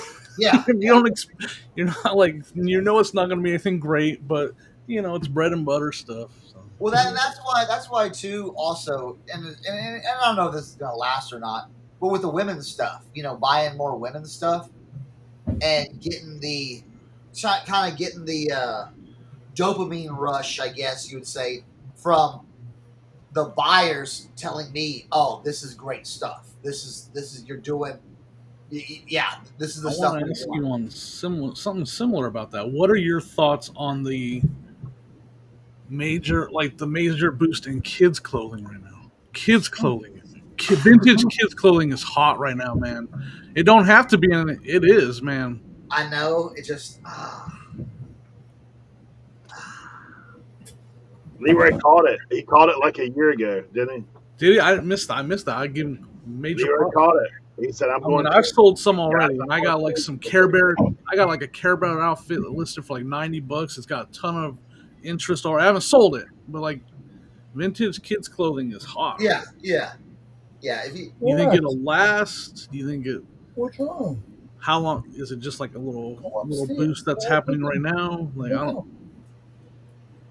Yeah, because kids' clothes used to Go never, up. Go get him. never him. go. You can So, go up. You're scared? but, yeah, I mean, it just, I don't know. It's just trying to find that exciting. You know, it's exciting, but I don't know. Just, maybe I've just done this too long. A little bit of a burnout or what? No, not burnout. Just I think one of the things is just like, like obviously we all have a journey too of like you're really into listing and selling stuff for a while and then you change and gravitate to something else. Like, I mean, I know I'm like that because I like variety. If I would get this, I mean, I list parts and stuff and I don't mind doing it because I know the return will be there. I don't get too excited about it unless it's like stuff that you're shocked about what the price is and it sells really quickly. But if you go into other things like being into hats for a while and then, like now into other things, golf clubs pretty heavy. I did electronics pretty heavy at one point. So it's kind of like for me, I think it's the ever moving. Like there's so much more to sell. It's like finding the thing. I mean, I think it's part of the reason about like having like there's some people built to do factory work, right? There's some people that they just enjoy that production of doing the same thing, the same thing, the same thing. That's not me. That's not me. Yeah, that's the thing. I want variety. See, I'll go back to stuff too. You know what I'm saying? Yeah. You know. Yeah. Because like listen, I'll always love hats. And the therapeutic, taking the hat mold and shaping it and all that stuff. I love that. To this day. But it's just, it's the time, it's the effort, it's the, what you're spending your time on. Well, now it's time versus return. Yeah. Used to, like when they were super expensive, like it was a little better. Like if you knew that if you're cleaning up them old farm trucker hats and dude, them things are gonna bring you back $80-$100. Yeah. Even $50. So it's like now you're doing the same work and getting 15 to 20. Like it's not as good. Well, I'll say this too. Kind of with hats. When I first started selling hats, there wasn't that many. Like there wasn't as many hats being sold on eBay. Yeah. Now, like I remember like single stitch T-shirts. Yeah, but like you would like a perfect example, an all mesh vintage John Deere patch trucker hat, Louisville Manufacturing Company. Dude, there would be probably 3 on eBay at a time. Okay, now you go look, there's 35 of them on eBay. Yeah. So it's like it's kind of like, to me, it felt like a race to the bottom for that. Oh, I hear you. I mean, I'm with you. It's crazy, like the stuff that I would never even thought of selling before, I get more excited about for sure. Yeah. I'll show you something I sold this weekend that I was like, when I picked it up, I told Sonya, I said, I'm gonna sell that for $100. I'm gonna sell it for $100, and I sold it for $100. I'll show you in a second. I'm doing a listing right now. But yeah, that's kind of what I'm talking about. It's currently active listings. Vintage trucker hat, 287,202. Yeah, it was with the average listing price of $27.13. Now sold, it doesn't have a sell through. The average sold price is $20.50. Someone's got one listed for $1,700, but I don't know what that is.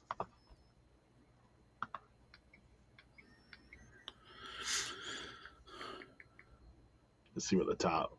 Someone sold a vintage Houston Astros baseball cap, MLB trucker snapback, new with tags, $1,700.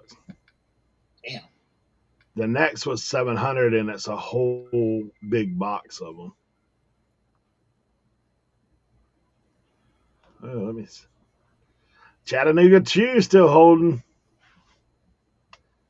If you ever see the Chattanooga Chew racing, Yep. That's still holding. Let me get up here. Show you a little product research. Where you at? I got you. These people, their listings, man, they drive me nuts. Yeah, I don't know if you guys can see that. Here, make it bigger right there. Burly. I want it. Can you read it? 700. 700 is that's the variety pack. Then there's a Red Adair Wild Oil Well Control Texas patch. Click on that. Trucker hat. I might Autograph. have that hat somewhere. It says autograph on it. I don't know who the autograph is. Gotcha. Paul Red Adair, maybe. I don't know. Oh, that Houston Aeros graffiti. $4.99. Yeah, that's pretty cool. Cocky, $4.50. But see, there's Chattanooga Chew, man, $4.50, $3.99. Still holding. So there are some hats that still hold. But look at this. A lot of 100 vintage that's what I was just gonna say. K product. Are you kidding me, dude? 100 hats for $350. Like that back in the day, that that would have been. You would have added a zero to that minimum. Minimum. Even like the denim Levi's hat. Oh yeah, everyone has that now. Back in the day, you'd only find a handful of them, and they were selling for way more, $500, $600, $700. And look at it, they're at $250 now. Special Forces Trucker Greens. Now that's a cool hat. If I found that, I would be excited about that. There you go. Yeah, the leather. 198 snapbacks, $247. Jeez, yeah. Man. Yeah, see, those auctions used to go for a lot more. Ooh, that's a nice one. Yeah, that's pretty cool. Yeah, like single hats. There's not. I mean, that Levi Strauss is still holding a couple $100. Yeah. But I mean, it's got a sell through. Like that Chattanooga Chew. Someone gave that one a little cheaper. That's a hat I've never found that I'd be excited if I found it. Yeah. I've looked for it. Whoa, look, somebody got an all mesh. Well, not an all mesh. I've had that hat before. They actually got a decent price for theirs, $189. I mean, it would have been more, but better. Yeah. That's a sick Dallas hat. That is cool. Dude, I've had this orange. But yeah, like look at the hat lots. The hat lots are not going at all. No, man. I mean, some of them are less than a couple bucks a piece. There's a hat. Yep. I've had that exact hat before. What is this? What? Oh, it's a lot. A dead stock. Yeah, you can see the box. A lot of 15. It's $10 a hat. That's not bad. Wow. I've had that hat before, but it was so gross I had to just take the patch off. Yeah, that's the one I think I passed on at a yard sale. Remember that video that you came after me about? Yeah, I did. I came after. I'm pretty sure that's the hat right there. It was so disgusting. What are you doing, dude? Yeah, that was way back when I was learning, man. Come on. I know. And I was. They allowed that. They allowed that hat to be sold. Wow, that Harley hat. This one. Yeah, look at it. Oh, yeah. They don't have it. They don't have that flag listed anywhere. No. Don't come down here. That's all the flags you see. Ain't no doubt, dude. Don't go to Alabama, bro. We got one on 85 now. You seen it, Eric? Yeah, I know. It's bigger than the one in Alabama. Dude, that one in Danville, Virginia. No, ours is bigger than that. Jeez. And it's only about 6 miles from my house. Look at this. It's right on 85. Oh, yeah. The big logos. Yeah. The big logos are always good. See, I'm not sure about this. Yeah, see, that thing is signed by Red Adair. Okay. There's I had that. I have that hat. Hey, can you? How gets your hand right? Yeah, I mean that's Weird. Wheels are turning. Raymond, wait, what did I say? Raymond Henry. Who's Raymond Henry? I don't know who Raymond Henry. Red Adair, Paris, 1994. I don't know Hmm. who that is. Ooh. Oil. He was what? Raymond was one of the premier oil well fighter fighters and blowout control specialists. He was good. He was good friends with Red Adair's son. GoldenEye Racing. Wow. Okay. I'm about to find. I might have some. See, I don't know what hats I still have and what I don't. I have a. I don't think I have that same exact one. I've got a Kellogg's hat right now. Look at these blanks. Auto Cap Company. They just can't even be that old. But they're less than. Did I miss any good ones? Let me see. What is this one?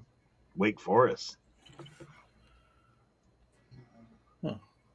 That's kind of interesting. Why does the K look like a T? Oh, that's just the line on the top and the bottom. I see. Yeah. Yeah. They put the cross up there for the Demon Deacons. Yeah, 3-stripe. Okay, so you have a 3-stripe right there. How much does that sell for? $119. Yeah, see that. Like 5 years ago, that would have been a $400 hat. Let's go down to like the mids and see what we're looking at.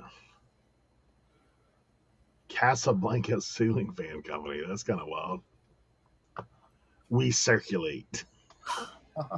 That thing's a beater too. Look at it. It is. How and why? $95, man. Drew Pearson, Coca-Cola. Dude, I've seen this hat before. Yeah. Wonder what what is the Los Angeles Raiders script hat going for these days? That's pretty high.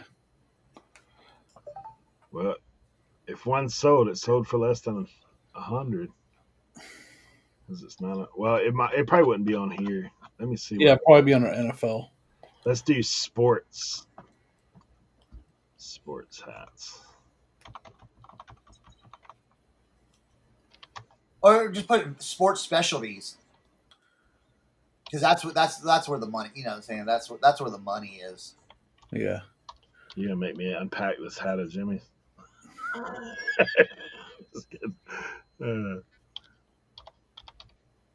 Sports specialties.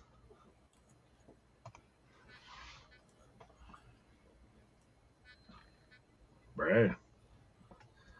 The average sold is only 67. Sheesh. Hold on, let me get my stuff out. Yeah. Find the tab. Find the tab. Oh my lord.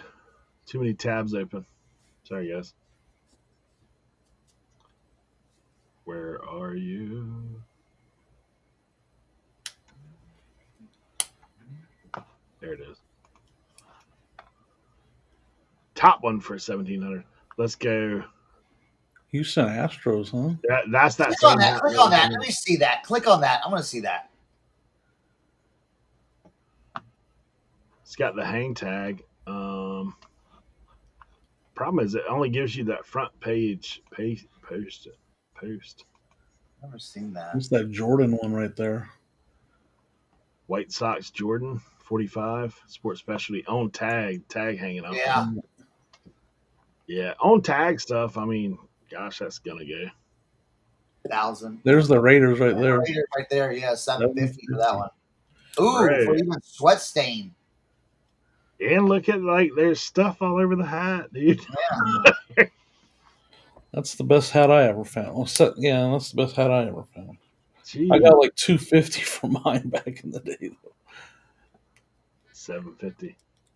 The Dodgers. What? Yeah. Okay. So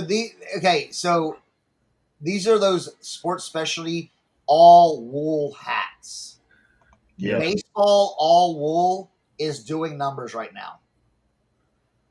Look at because you'll see. Look, Pittsburgh wool. You know what I'm saying? That's what they're looking for. The wool hats. Plain logo. Yeah, just the plain Jane logo wool hats. That people are going crazy. Like in the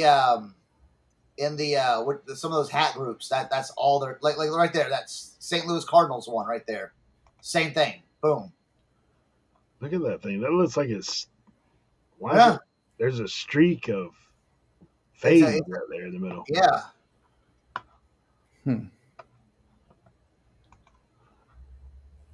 Jeez, man.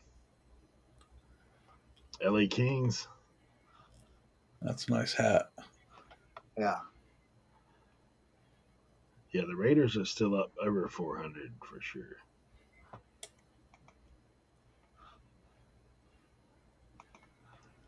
So if you see wool, guys, sports specialty wools. Yeah, I have some new Arrow wool, but not sports. Yeah. I just wanted to. Reality, I did sell it. an all wool hat very carefully. You do not soak it. You do not. You spot clean it basically.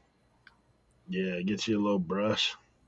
Oh, I gotta pack some make labels. Speaking of that, Get you a little lint shaver. Nah, dude. The more cat hair, the better, dude. Just adds extra packet, ain't it? Extra packet material. Oh my lord! I keep my packing material in a trash bag on the floor. What's Yeah. so funny? Leroy got it. Leroy got it. You can just use your your pull-offs from your poly bags. These little silver things, they make great packing material. Oh, man, I didn't know that.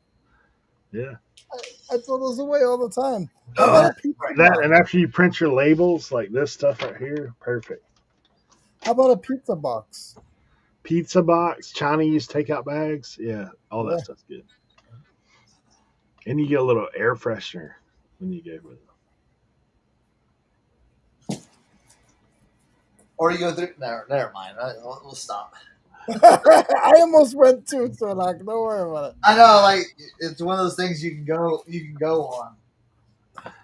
on. Extra tape. All right, let's do this. All right, I gotta get to work. All right.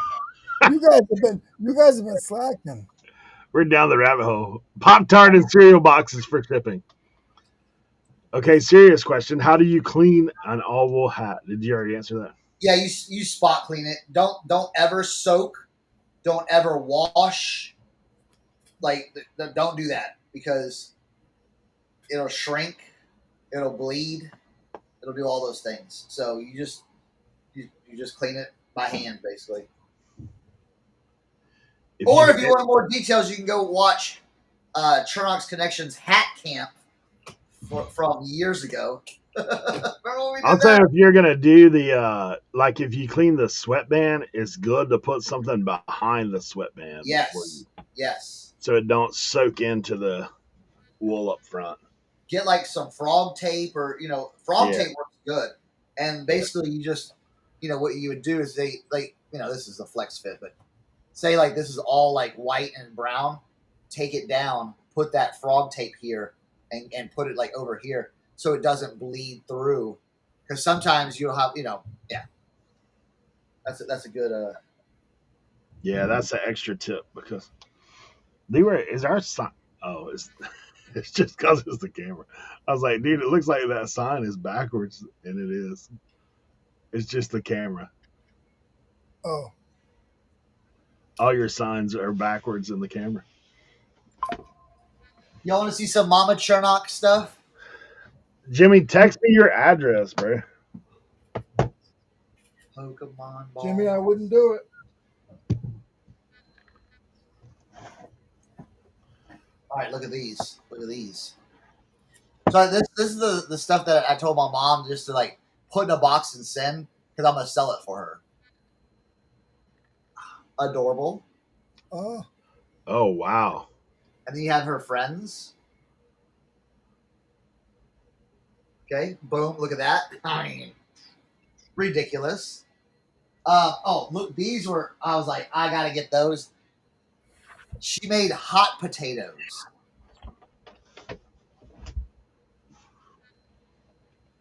Love it. Oh, that's cool. Look at these guys. I mean, look at that. All right, so we got those.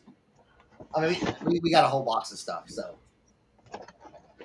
a swinging axolotl.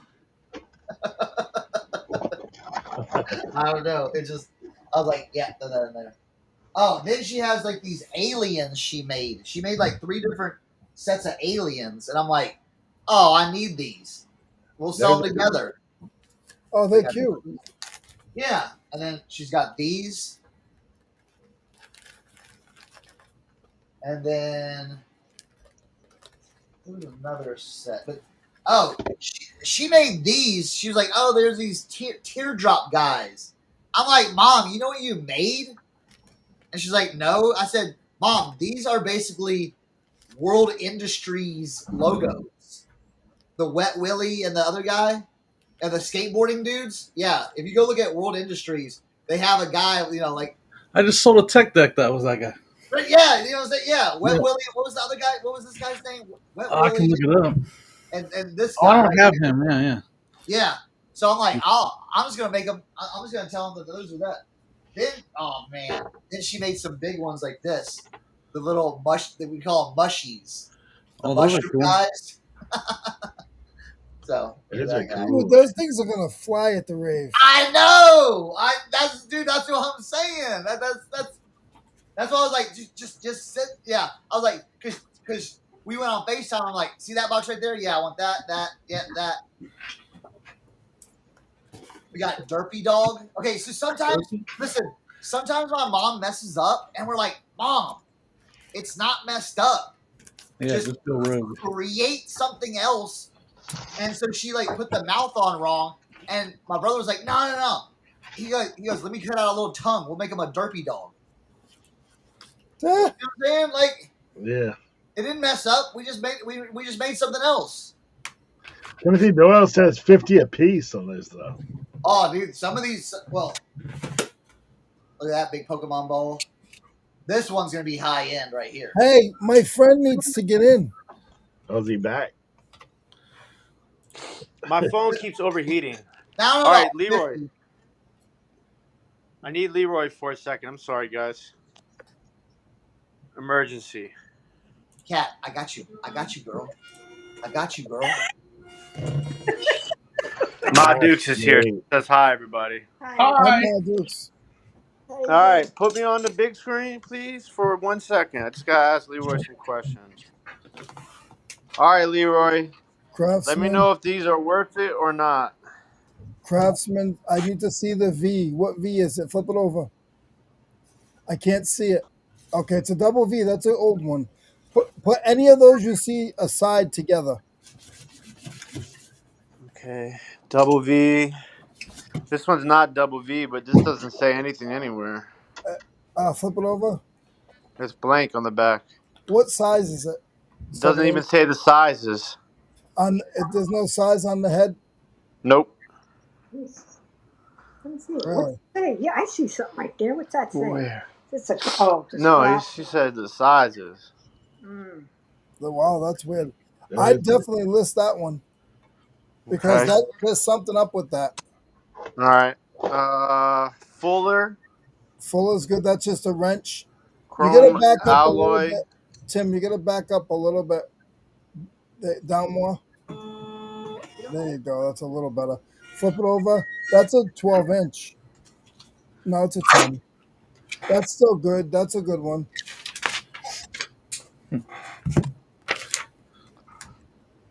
That's Can't China. see, That's China. What is H&M? that's an old one, yeah. It's nothing special. Okay. If you had a whole set. Craftsman 10 millimeter. Oh God, that's Everybody gold. in the world needs that. That's gold. Yeah. I lost 10 It's of only those a while I was $10. a kid. It's a What is it? 10 $10. millimeter and half inch that everybody loses? Yeah. 10 millimeter all the time, man. Yeah. Oh, Hey, so put that by itself. That's a $10 bill. you might want to keep that one. Yeah, Sorry, I'll stop joking. that's broken. That's garbage. Okay. Made in USA, drop forge, select Yeah, steel. that's nothing much. Okay. Drop forge, 10, Put all those together. the 10s. All the drop forged, all that stuff. Just put a one big lot and put it up for like $20, Okay. or All sell it right. at the yard sale for $20 a piece. I can't see. Back up. The, Back up. That's a wrench. That's a nice one. Look that one up, Tim. It's a little rusty. Yeah. All right. Made in They're nice legs, USA, Tim. drop forge. I don't know what this is. This is your ham. Not sure. Okay. Craftsman 916. Put that with the other craftsman. Okay. Drop forge, made in USA. Put it back in the bin. Like back in the bin, like lotted up or. Yeah, you're gonna lot all that other stuff up. Drop forge. M17. I'd look that one up. That's an older one. It's probably not much, but that's an older one. Can't see. Drop forge. Put that one with the other old one. Same thing with that one.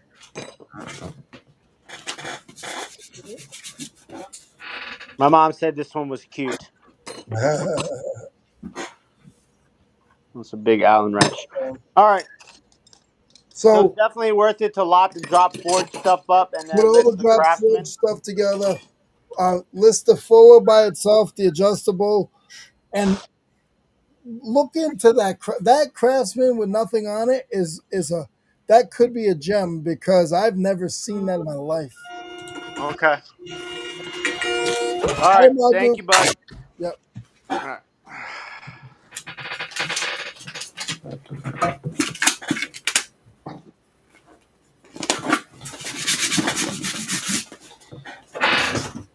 Did I answer your question, Kat? What's Yeah. that? We got the tags on it. All right. Yeah, she was talking about like the kids tags. You know what I'm saying? Boom. So I got that. Check out Psychedelic Chameleon. Look at that. Got the little nub legs and everything. Psychedelic Chameleon with a rolled tail. Then what's the last? Okay, then the last big one. Look at that one That's cool. right there. There's the cat. I only took one cat from her because their cats are popular. So I was like, give me that one. I'll sell that one for you. So that, and then I asked my mom, like, did you make any bags or anything? Oh, I don't make bags. I don't make bags. I'm like, okay, don't worry about it. Then she started pulling off these. I'm like, oh, that's what I'm talking about. That's what I'm talking about. Bags. Yes, you do make bags. Look how cute that is. Yes, send me those. Then when she was like, oh, I do have these like larger like tote bags like this. I'm like, you haven't sold them yet? I'm like, I will That's sell these perfect for the instantly, Mom. rain. Like, That's a $50 bill. that's what I'm saying. So it's like, I'm like, I got you. So she said, Somebody's gonna have the shirt. They don't want to. They're gonna want to get rid of their shirts or something, and they can put them in the bag. trust me. That's why I'm like, put it in the box. I'll sell that. Then it got her going. You know what I'm saying? Then she started thinking outside the box. Then, and yeah, like a cute little like look at this little drawstring bag. You know what I'm saying? What? I'm like, Mom, yes, like that stuff is gonna just blitz. Oh wait, oh, I got one more. Uh, figure to show you. I forgot. It's the biggest one. I was like, Mom, I need that one. I need that one. This is gonna be this one's gonna be cool.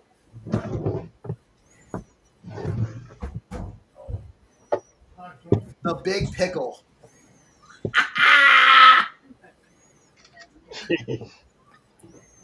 The big pickle. That's funny. God. Look at that, man. Look at that. Big pickle. I mean, he's got to be 14 inches tall. Pause, right? And then, and then she was like, then my mom was like, "Oh, do you think you could sell these?" And then like, she's like, they're like these little. She's like, they're like the little like things they put, they wear and stuff like that. And I'm like, yeah, Mom. I'm like, yeah, all of that. No, I can't sell that, Ma. No. This one. And then she was like, well, I'll just throw all these headbands in there too for you. I'm like, all right, thanks. Sweet, done. Her stuff's gonna sell before yours does. Have a price on it? Yeah, the Red Heart stuff she does. Yeah, like this is all Red Heart stuff. Like this and this is all Red Heart. I'm like, this might not be Red Heart. This might, but this is like Bernat. Like this softer, chunkier. This is like for the plush. We use the Bernat because it's way softer. It's all nice, but nothing's better than this. Nothing's better than the hammer, right? Nothing is better than the hammer. This is a Mama Cernoch collection as well. Boom. These guys, like I know these guys will go. So yeah, that's gonna be. So I'm gonna take those out. I'm gonna take those out to Amani Brewing the week before the rave to see what I can sell the big stuff, and then I'm taking everything to the rave.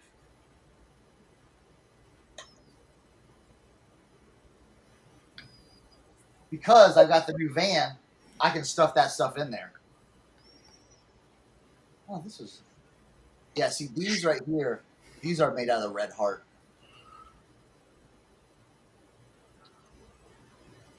And same with these.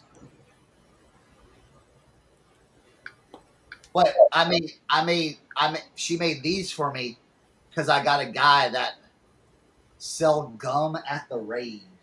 Right? Yeah. Yeah. Oh, I know. Trust me. I know.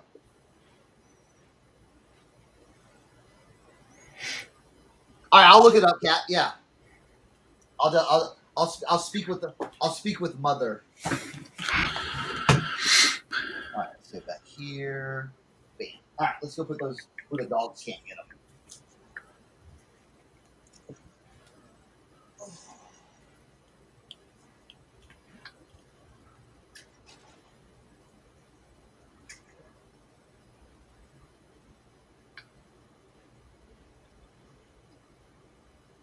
Yeah, I think I showed them.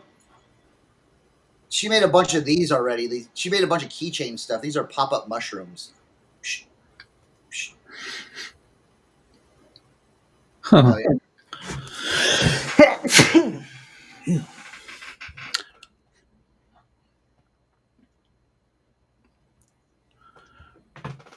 Yeah, did we show those? The like what I call the backpack charms she did? Let me see if I can find a picture. Remember that video game cell I went to? I told you people were lined up and they were fighting over video games and stuff? Yeah. And I was just kind of sniping stuff and grabbing stuff. This was that thing I was telling you about that I was excited about. I found out that sale that I said I'm going to sell for $100. A Mirage Casino beach towel. Really? New with tags. When I listed, it was the only black one on eBay. Sold it for $100. paid a buck That's for it. crazy. People are fighting over video games, and I'm just like, I'll just grab this $100 Mirage Casino tile.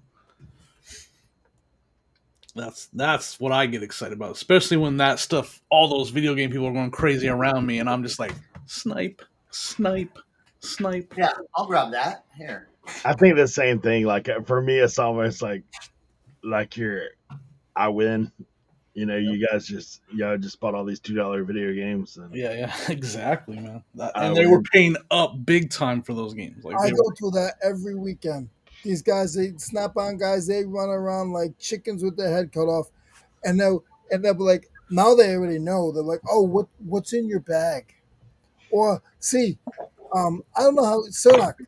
So at your flea market, when you don't go shopping much, right? I do a little bit. I'll just walk. But when you do you do the parade lap, like the victory lap? Like if you got something good, will you carry it a little longer instead of putting it in your car, or will No, you just I put throw it it? in the car because people are gonna try to buy it from me instantly. No, see, I do the parade lap once in a while. If I walk around, they'll be like, Hold on a second. Yeah, get check. Come on, Dad. "What's that?" And I'll be like, "Oh, just something I found over there." Leroy has a little extra skip in his step, just a little Yeah, skip every once in a while. just Be a little walking and skip. just skip. Yeah, It's a little like, just hey, look what I skip. got. I don't say nothing. I just walk with it, and then they ask me. I wanted Yeah, to show. that's what I this. enjoy more than anything now. Like that was fun. But I like finding stuff like that in general now. Like That you know, looks so cool, stuff. so This right here is the keychain selection that we have. Yeah. How long did it take her to make that whole rack? Like less than a month. Less than a month, Jimmy. But my mom's retired and everything like that. So, but yeah, but less she than a could month. do a couple in a day, right? A couple, dude. Those little Pokemon balls. She did 4 of them in like an hour. I just go. My thoughts go to the original Happy Gilmore when the mom they have craft time. It's a joke, but what's the character that Ben Stiller plays when he's making them make stuff? It's Well, she was like, "Oh, these are easy to make." I'm like, totally a joke, but my brain goes there. but like these right up here, these ones up here are what they call happy pills, and then we have some like daisies, different color, like or sunflowers, different color sunflowers, and then we have pandas right here. We have pandas, so we have a psychedelic, a white and black, a pink and black, and then a camo one, and then we have some cats, little mini cats, and flowers. So there's like these little like rose flowers, and then she's got what they call like the mushies, the little mushroom guys, and then these are the pop-up mushrooms down here. So that'll be all going to the rave as well. I'm gonna save all this for the rave. I'm not gonna take this to the. This is not gonna show up until the rave. So yeah.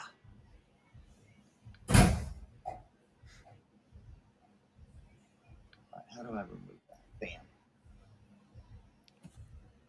Let me go take some pictures. Dang it! I know, right? Bam. We put you on. How about this? We'll put you on like that. There you go.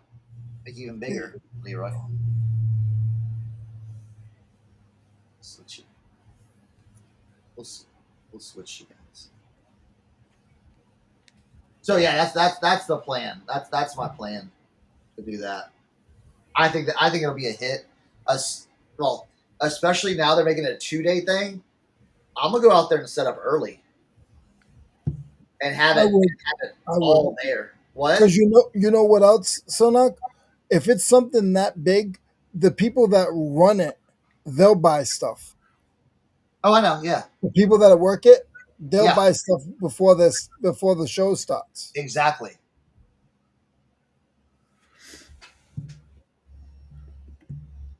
So we'll see. We'll see what happens. You know, like, hey, you know, you don't know if you don't try, right? Yes, sir. Well, they say you can't win if you don't play. Right?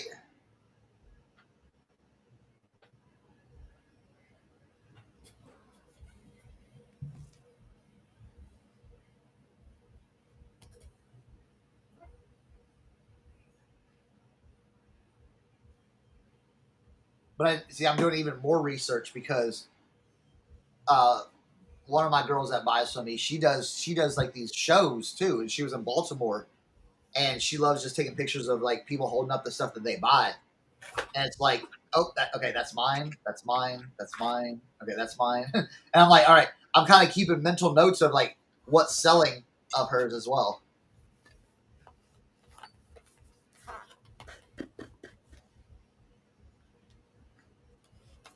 It's not well. I do need. You know what, Doyle? I was thinking of that. I do need to do that.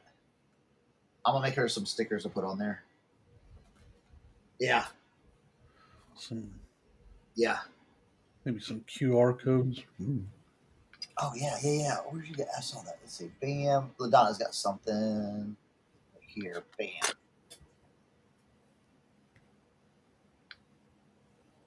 Go.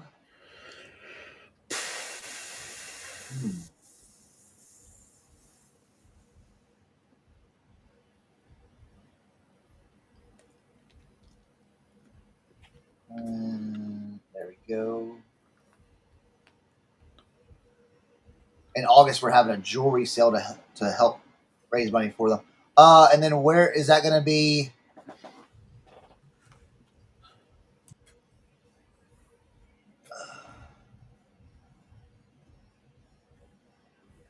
Yeah. That's the thing. Yeah.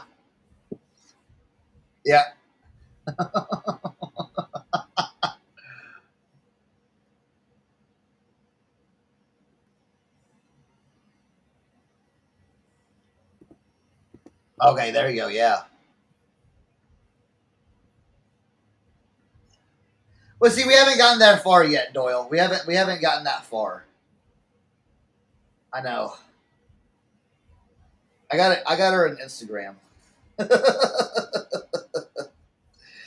So we're working on it. We're gonna test this out first. We're gonna test this out first, and then we'll see. The people at in Greencastle, they're already cool with me. They want me to do a bunch of stuff with them. So we will be doing that.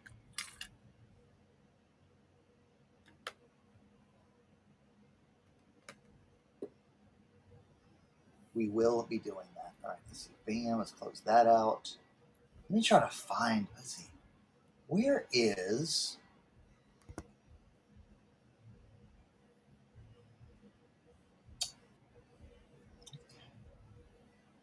that? All right. How do I find? I'm like dumb. I'm like, where's the Don't you do that. What? Call my friend dumb. No, I'm dumb. No, don't do that. Oh, there we go. Beth at Carolina's Princess Sweet Treats and Pretties is hosting it. Okay, cool. All right, let's see.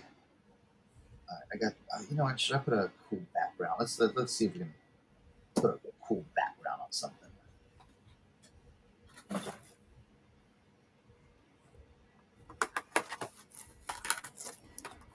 AI backgrounds.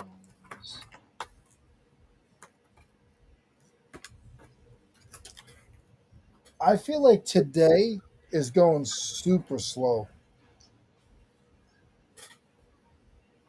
Really? Yeah. It's already 11 o'clock, dude. I feel like it should be 12. Really?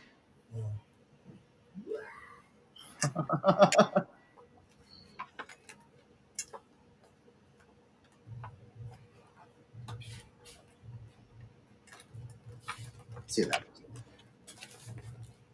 generated.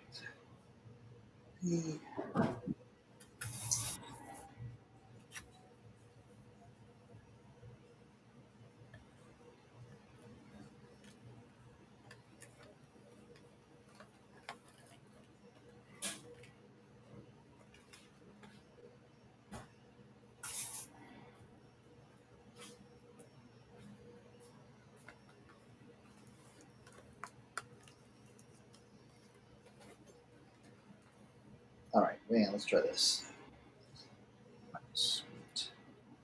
Good. That's a good cause, LaDonna.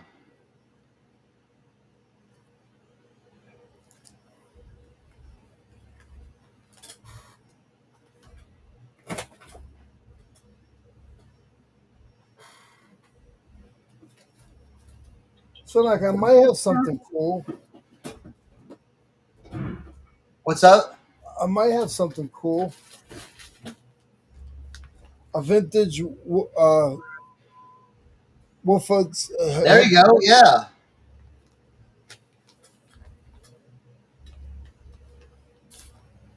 So if these are part of the Brazil collection, does that look like Brazil? Sure. Let's go with it, right, Jimmy? Yep. Oh, that's good. Okay. All three of us are selling jewelry that day. Oh, that's awesome. No, Doyle, it's in Pennsylvania. It's in Greencastle, Pennsylvania.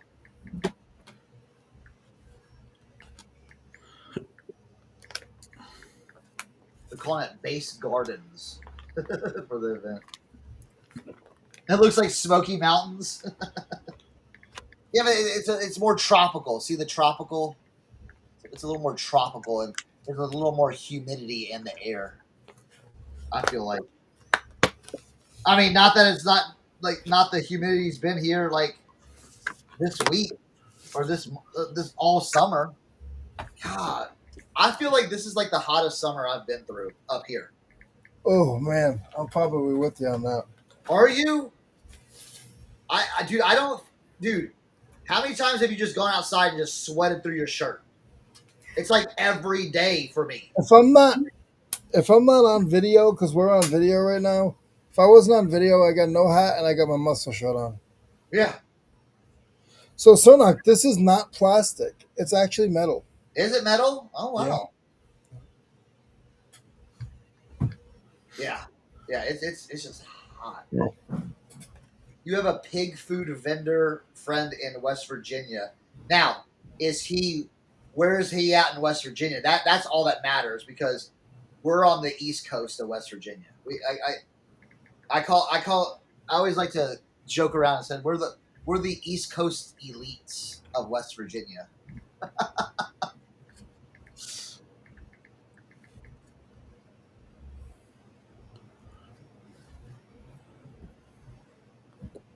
right, we'll use that one. That's good. Yeah, I'm home alone with my dad, so let's keep a check on him. Yeah, man, it was Saturday when I was at the flea market on Saturday. I got there super early because I had the van loaded down. Y'all saw that, right? I had it loaded down. So on Saturday when I went super early because I'm like, yo, I am not unloading this in the heat. Dude, I got to the flea market at like 5:45 in the morning. Okay. And I started up started setting up right at like dawn. Like right at like when it started getting light out. And all right, yeah, Doyle, do that. And so I, set it all up. But dude, at like noon, 1 o'clock when I had to break it down. So Good on the brutal. warm. It was brutal. The air was so, like, on Saturday, there was no wind, and the air was just so thick to where, like, you're tired. It's like, ugh, I can't breathe. I can't breathe in this weather. Yeah, the humidity, man, is so It was crazy. That's what we deal with here, man. It's just so humid all the time to where you walk out. Like I had to peek outside for a second at our Airbnb guest left. Yeah. Yeah. It's like when you walk out, it starts sweating. Yeah. So it's just like, and anything you do outside, even if I want to just like transport stuff in the garage to the van, it's like I'm sweating. Like, Yeah. I think I'm in the hottest area of all of us, right, Eric? You don't get no wind. It's a problem out there where you're at. Like Yeah. out here, it'll be hot, but at least we have a little breeze all the time. But man, where Leroy's at, dude, the flat Earth. Yeah, there ain't nothing out there, man. Yeah. California weather is totally different. Totally different. Yeah. It was California weather when I was out there in the early 2000s was so good it starts messing with your head. Because I'm like, has it rained? Like, when's the last time it's rained? Yeah. You're like 4 months ago. You know, I growing up in Northern California though, huh? because California is so skewed for me because Northern California is completely Yeah. different than Southern Yeah, I was California. in LA and everything like that. Bay Area, they get rain all the time. Oh yeah. But dude, LA, dude, they would go 6 months without rain. It probably rained while I was out there for a year and a half. It probably rained 5 times. That's so true, LaDonna. San Diego, if you look at their weather like year round, it's just crazy. It's like just chilling in the mid San 70s year Diego is round. ridiculous. I tell you, it's crazy, man. When I lived in Louisiana for a year, and in the summer in Louisiana, every afternoon you have a thunderstorm. Every afternoon, like clockwork. About 5 o'clock, dude, it's going to 4 or rain. 5 o'clock. That's how it was in Texas too. Phoenix too, man. The monsoon came in every evening. Yeah, it's crazy. But we have sporadic. Like, I mean, it'll get so hot it can't help but rain because it's already. It's like the sky starts sweating. That's what is going on. It's like something's got to give. Hey, Timothy just sent you a message via. I know. I just sent him back. Yeah, that dude's too far south.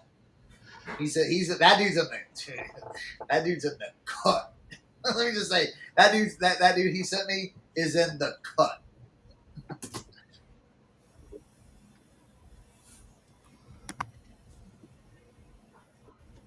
Oh yeah, the Northern California though summers are nice. Yeah, that's the thing. In West Virginia, if I haven't heard of your town, I'm like, man, it's not near us.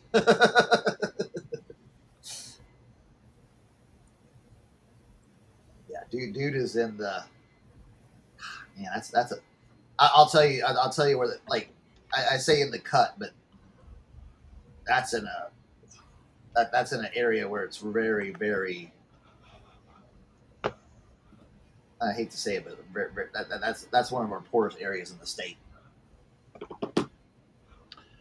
Hey, I watched a thing the other day on some West Virginia stuff, talking about talking about the ginseng hunters.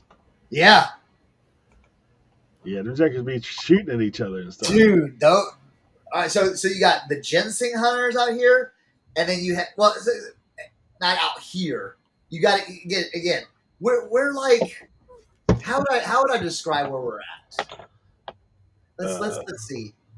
Like Maryland, Virginia. yeah, but it's like you got to go west into West Virginia to really see the stuff. You know what I'm saying? The Appalachian life. Yeah, you got to go in. We're not like we're Shenandoah Valley. We're not Appalachia really.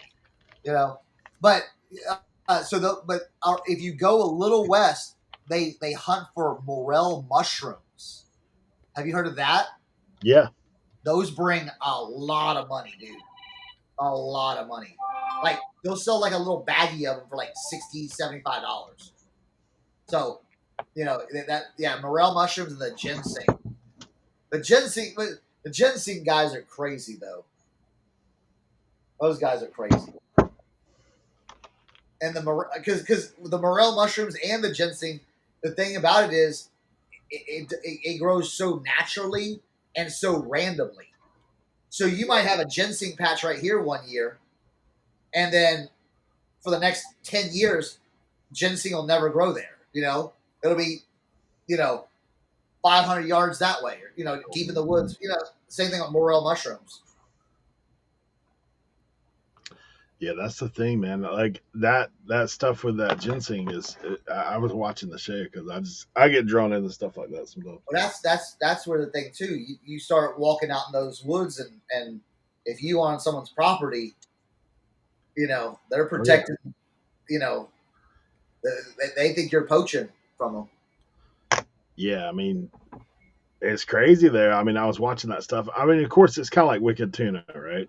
Yeah. It's Some all of kind of it's overblown. Yeah. reality, some of it's not reality, but like you think about some of that stuff about like, dude, I mean, if people are paying you $1,000 a pound for Yeah. stuff, like, and Yeah. then guys, like the one guy had made a deal with people for $1 million for 750 pounds. I was like, geez, like that's Yeah. pretty intense. Yeah. But the stuff has to grow for like 10 years. Like, That's what I'm saying. Like, yeah. it's not like you just popping a mushroom out and, you know, yeah, in a few weeks. So Yeah, it's pretty crazy.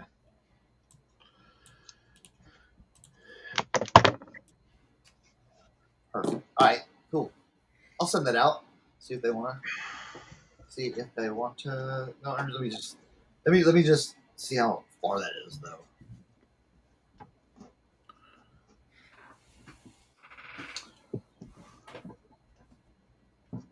See, Doyle, that's like 5 hours away. But I'll text him. Yeah.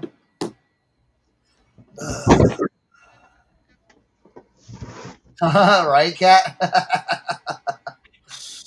Yeah.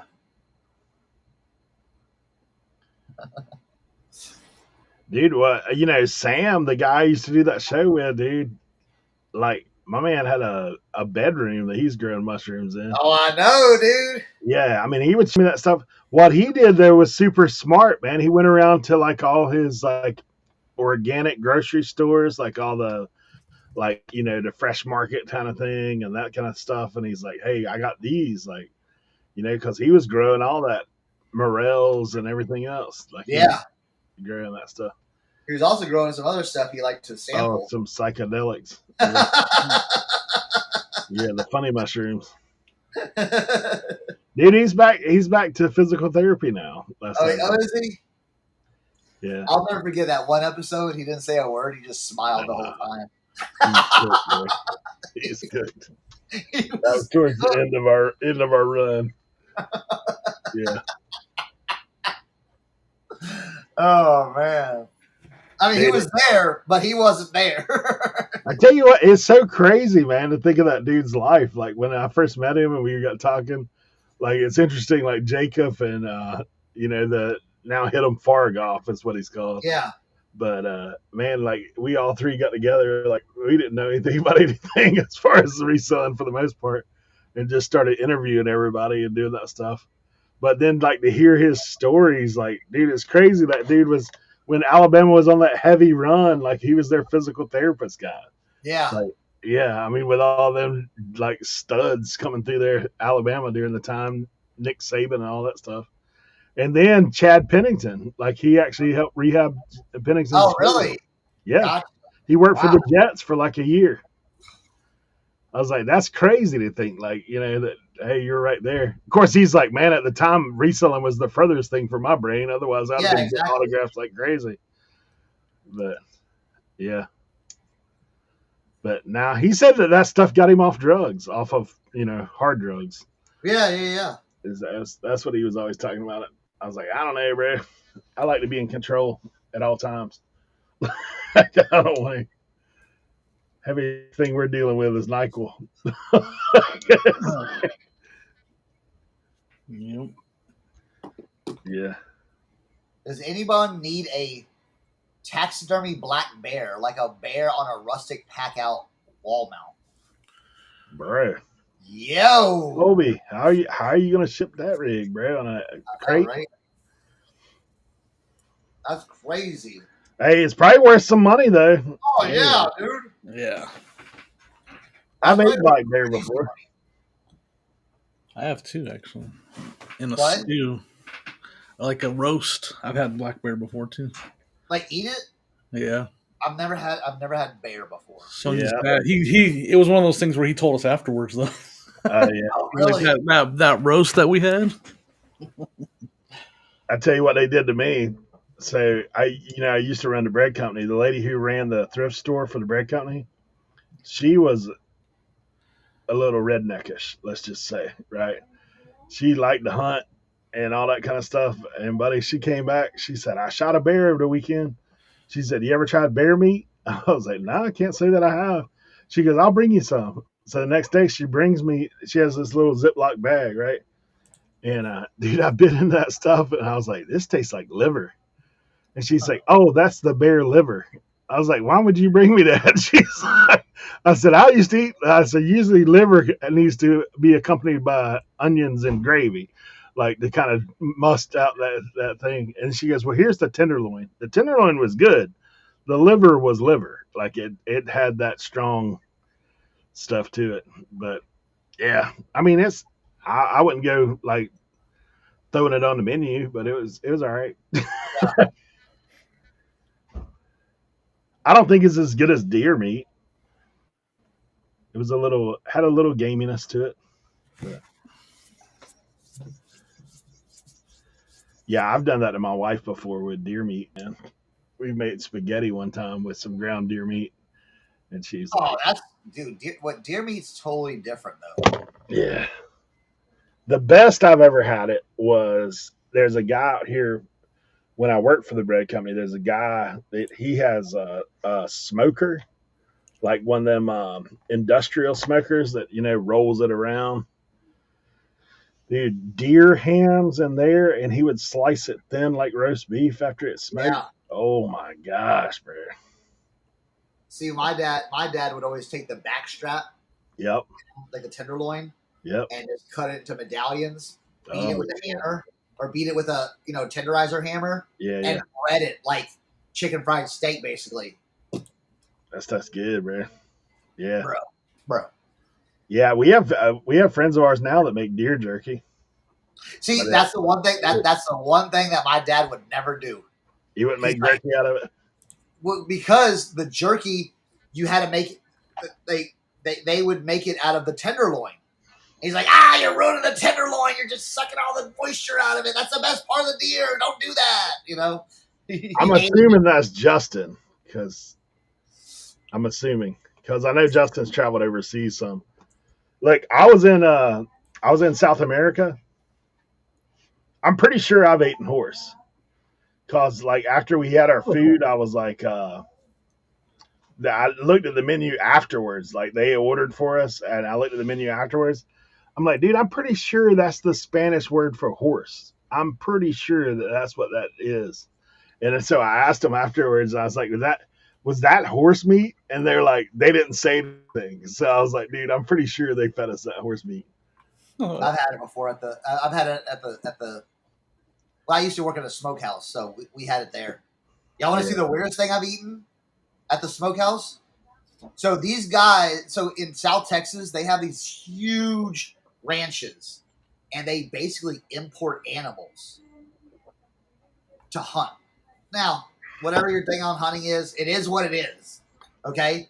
But they would bring these into the smokehouse to get it processed, and we ate some of this, and it was like, it was interesting. I'll tell you what, it was interesting. It wasn't bad, but What was it it? was interesting. Let's see. Right there. Is it some type of like antelope kind of thing? It's called a nilgai, Oh, and they are from. Let's see. I forget where they're from. Let me see.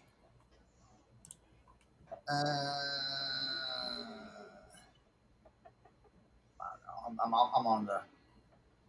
But yeah, that they're out of Africa or something like that, or no, India. I think India. They're out of India. I've never yeah. seen it, probably.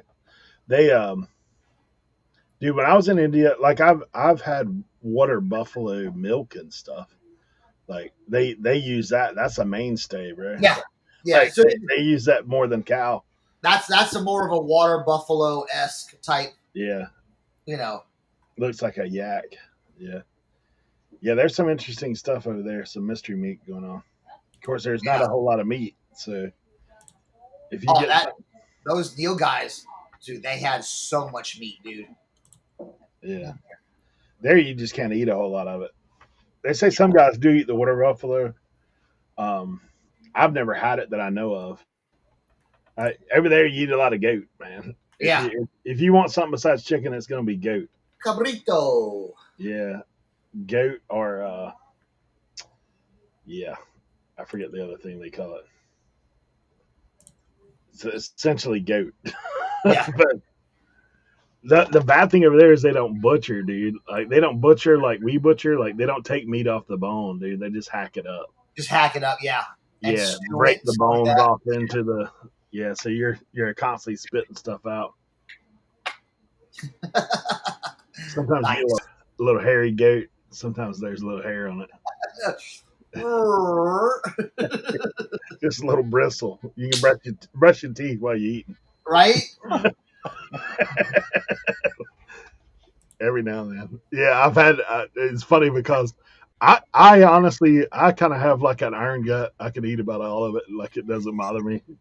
The only thing that I struggle with is dairy. Like Yep. if it's like curdled kind of stuff, like sour smelling, like then Oh. I have a big struggle with that. But the rest of it I'm good. The rest of it I can handle it. I don't know what happened. I just dropped. And we were talking about food too, Leroy. I figured you went and got a snack. No, no food. You ain't gotta get no horse meat or goat meat. That's what we're talking. Detox. Now here's the thing. At your flea market, do you eat the food at the flea market? The Mexican food I do. Yeah. Oh yeah, Oh yeah. yeah. That's the real deal. You get them homemade The best. It's the best. All right, corn tortilla. or you get the Mexican street corn, the elote. Oh yeah. I don't like it. You don't like elote? No. Me either. Is it too mayonnaisey for you or what? Hey, he's the get that corn out of my face. Come on. They put the mayonnaise, the sour cream, and then they just put all the spices in it. Oh yeah. Up. I forget what they call that stuff. That red shaker. The chili Well, lime. With that, and then you have the tahine. Yeah. Yeah. Tahine. Tahini. Yeah. Yeah, I got. Dude, I tried tahini on watermelon the other day. Somebody told me. I've Not seen bad. Not bad. Yeah, my boys like some tahine so much. I just bought it at the store. You know what I'm Yeah, saying? you should try it on watermelon. Yeah. Oh, they made that at the flea markets, the fruit stands. Some of the fruit stands will have it where they'll put like they'll cut up the watermelon. They'll put like watermelon, cantaloupe, and like some and like Like a cucumbers, Yeah, spears, and they'll put it all there. And then what they'll do is they'll put that tahini and spices on it, and you just eat it like that. And it's good. I'm not a cantaloupe fan. I don't What's know the why. name of the flea market in Greencastle? I don't like the cantaloupe or the honeydew. Like I'm not. I like honeydew. I like it. I like cantaloupe. Chad, it's going to be in Greencastle, Pennsylvania, at Green Grove Gardens. That's where the flea market is at. Grove Gardens. But that one just opened up this year, so it's a little bit slower. It just needs a couple years under its belt, and it's going to be good. But it's a struggle out there for the flea market right now. Yeah, I'm not as strong on watermelon either, man. To be honest, because my granddad grew watermelons, so I used to have to help pick them some. Dude, if you ever stick your hand in one, that's a different experience. Yeah. Yeah, you catch one rotten in the field, you got to pick it up. Yeah. It's a foul smelling ordeal too. Once it's and the flea market is every Saturday and Sunday, Chad.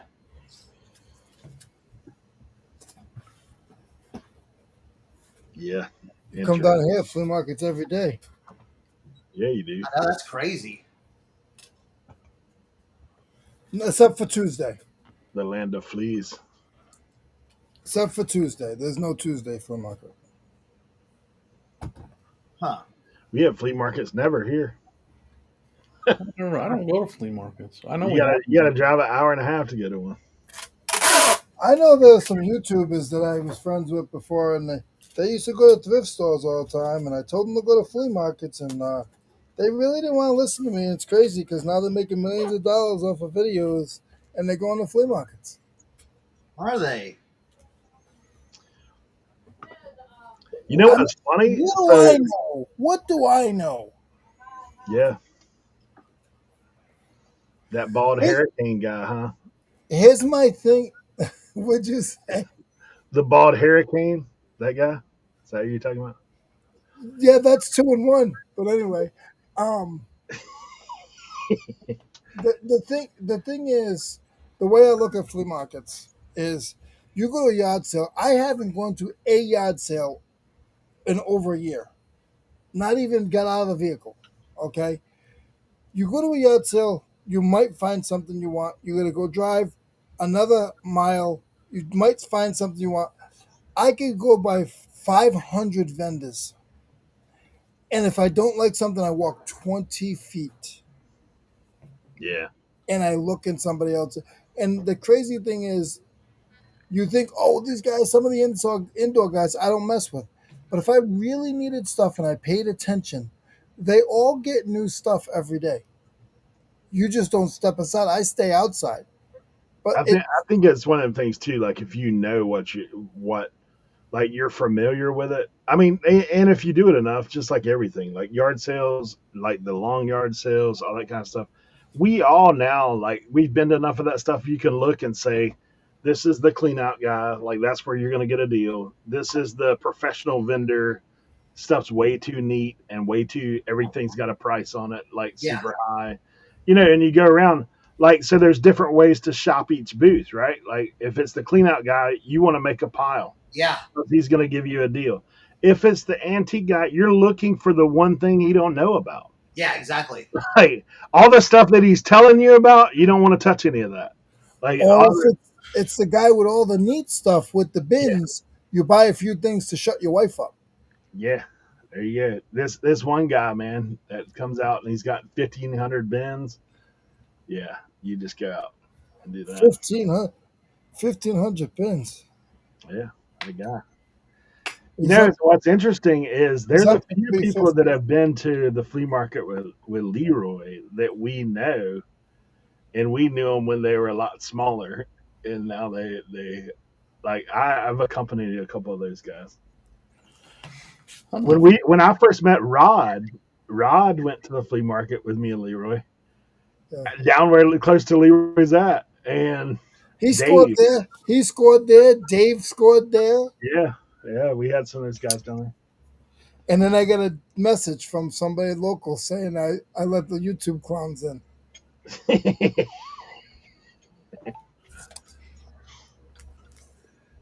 Yeah,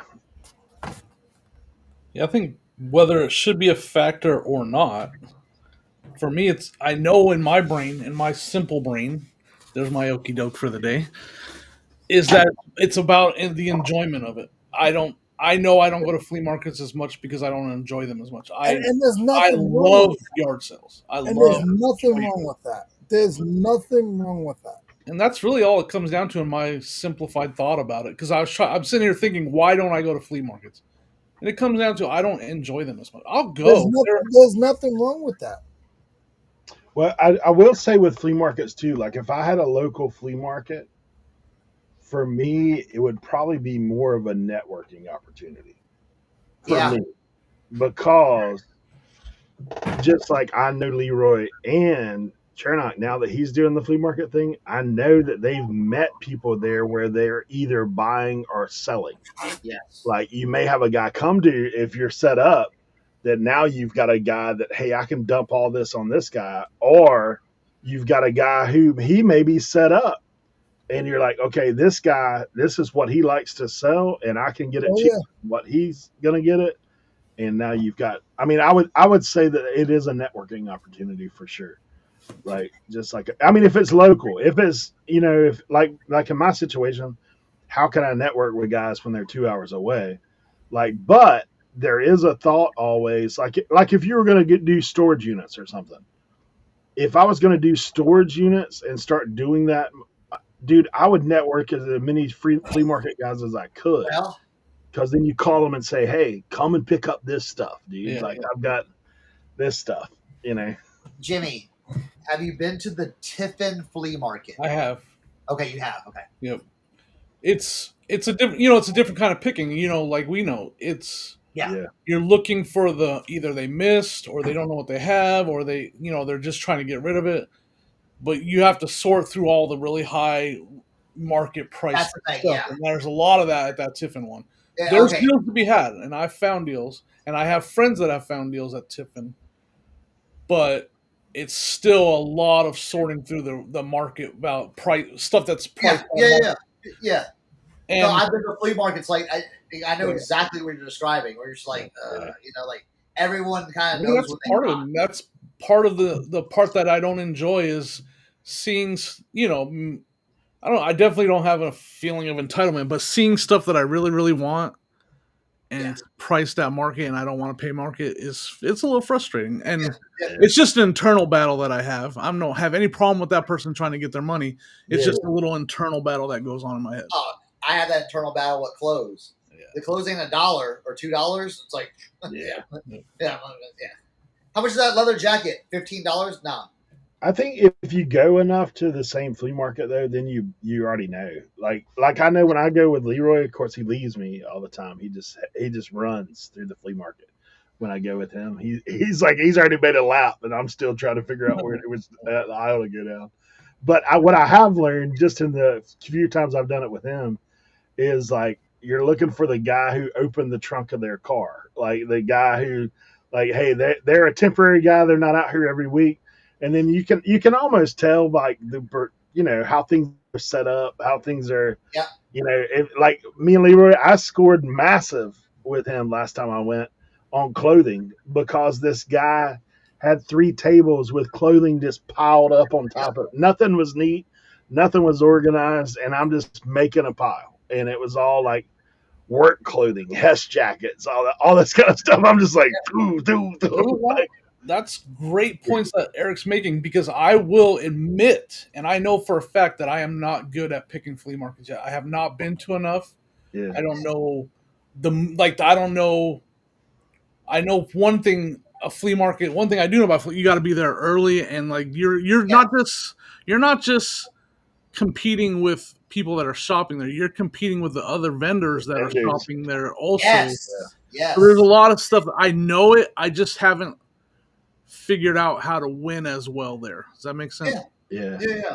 I think too the other advantage with if you have flea markets in your area, a lot of times they're not just on Saturday. So like in Leroy's area, you can shop Monday, Thursday, you can shop Tuesday, every day essentially, but Wednesday. So then even if you want to do yard sales, you can go there anytime you want, like the flea market. Yeah, we have some. We don't have one that's like I don't have anything. And most of our good flea markets, they start at like 6, so you can literally go 6 to 8, and then go hit the yard sales if you want, or go. I know guys that go 6 to 8, and then they hit Goodwill. Yeah. I'd have to do some research. I know we have one in Delaware, but that's a good 45-minute drive from. I guess that's not terrible. That's the one I've heard is pretty good. I've never been to. Yeah, I mean, I think you just need to go down and ride around with Leroy one day at the flea market, and you'll figure it out. Of course, you got to put on running shoes or something because. But see, Leroy knows where to go for what he's looking for.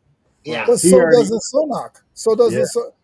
If we went with Cernoch and you, Eric, it's the same. We all, even yard sales with Jimmy, same. It's the same thing. And people in the chat, you guys, same thing. Like you have what you're good at. If you're good at it, stick with it. Like Okay, I have an announcement. I have my first yesterday. I just remember this. I've been putting out the bait. We might have something. Got a call from a realtor yesterday. Hey, I've got this old lady. We talked to we talked to the birthday party for my grandson through baseball. Okay, I use baseball to talk to one of his coaches and one of his mom. They're realtors. I talked about house cleanouts. Okay, listen, never done a house cleanout before, but guess what I told them? Oh yeah, we do that. Yeah. Okay, you got to start somehow, right? Yeah. She calls me up yesterday. She's like, "Hey, I got this lady." She's like, "You're still doing the clean outs, right?" I'm like, "Yeah, oh yeah." And she goes, "I got this lady in Martinsburg. She just put her husband in a nursing home. She's downshifting to a small apartment, like a 1-bedroom apartment. And the kids have gotten the kids basically got what they wanted, and it was barely anything. And she's like, the rest of the stuff needs to be gone." Jeez. Hey, look, I'll tell you something crazy out here. Out here, like, okay, so I know places that go through estate sale companies, they pay to clean out. Like, they pay for that stuff left, right? I know some places that get it for free. You know what happens out here? $2K. That's the start. You have to pay them $2K to come and get it out of the house. Now, Yeah. That's what happens out here. When I started here in South Carolina, I was hooked up with a couple of state companies, and Eric remembers that. Yeah. And I used to, one of them, I would work for them, but I'd get first pick, and then he would take like $200 off of what I bought, and then the rest it was free or whatever, right? Yeah. And then there was a lady that I was working for, but she was just in Greenville. She was too far because she would go to Anderson, and I would go. They would do the sale. I would help them prep the sale. After the sale, if they didn't know what to do with it, they would pay me by the room. Yeah. I would get a lot of places pay you, dude, now. The stuff. But especially with the realtors, they don't care about the stuff in the house. No. They care about they need that stuff out so they can. Hey, I will tell you one thing though. You do have to get everything, because if you leave one thing, they call you. You got to get back over there.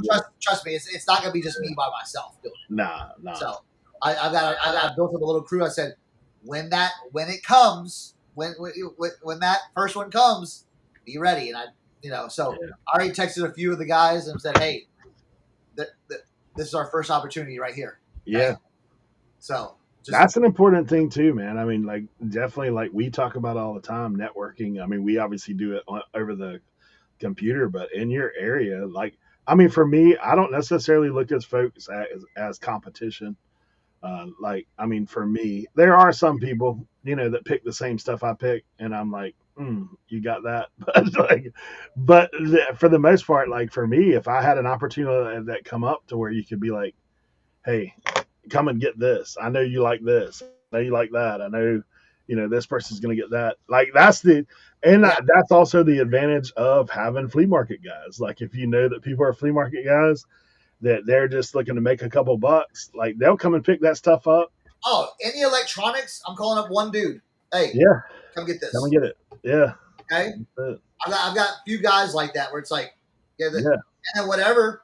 Okay, so whatever we dump it off we can just dump it off at the thrift stores. Yeah. You know what I'm saying? And then keep whatever, like, dude, all right, all the clothing, I don't care.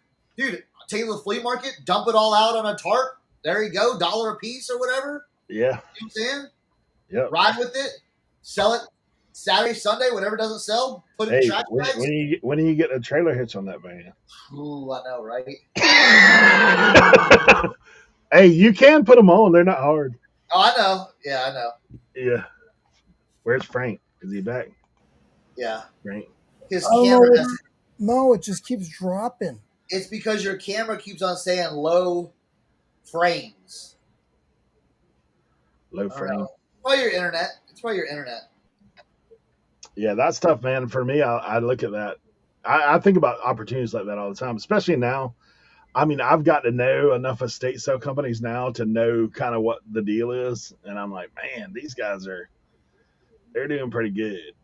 Yeah, get what realtors. Get what realtors. Yeah. Because estate sale companies, my daughter's in with the so one thing that does happen out here, unfortunately, it's like mostly beach stuff.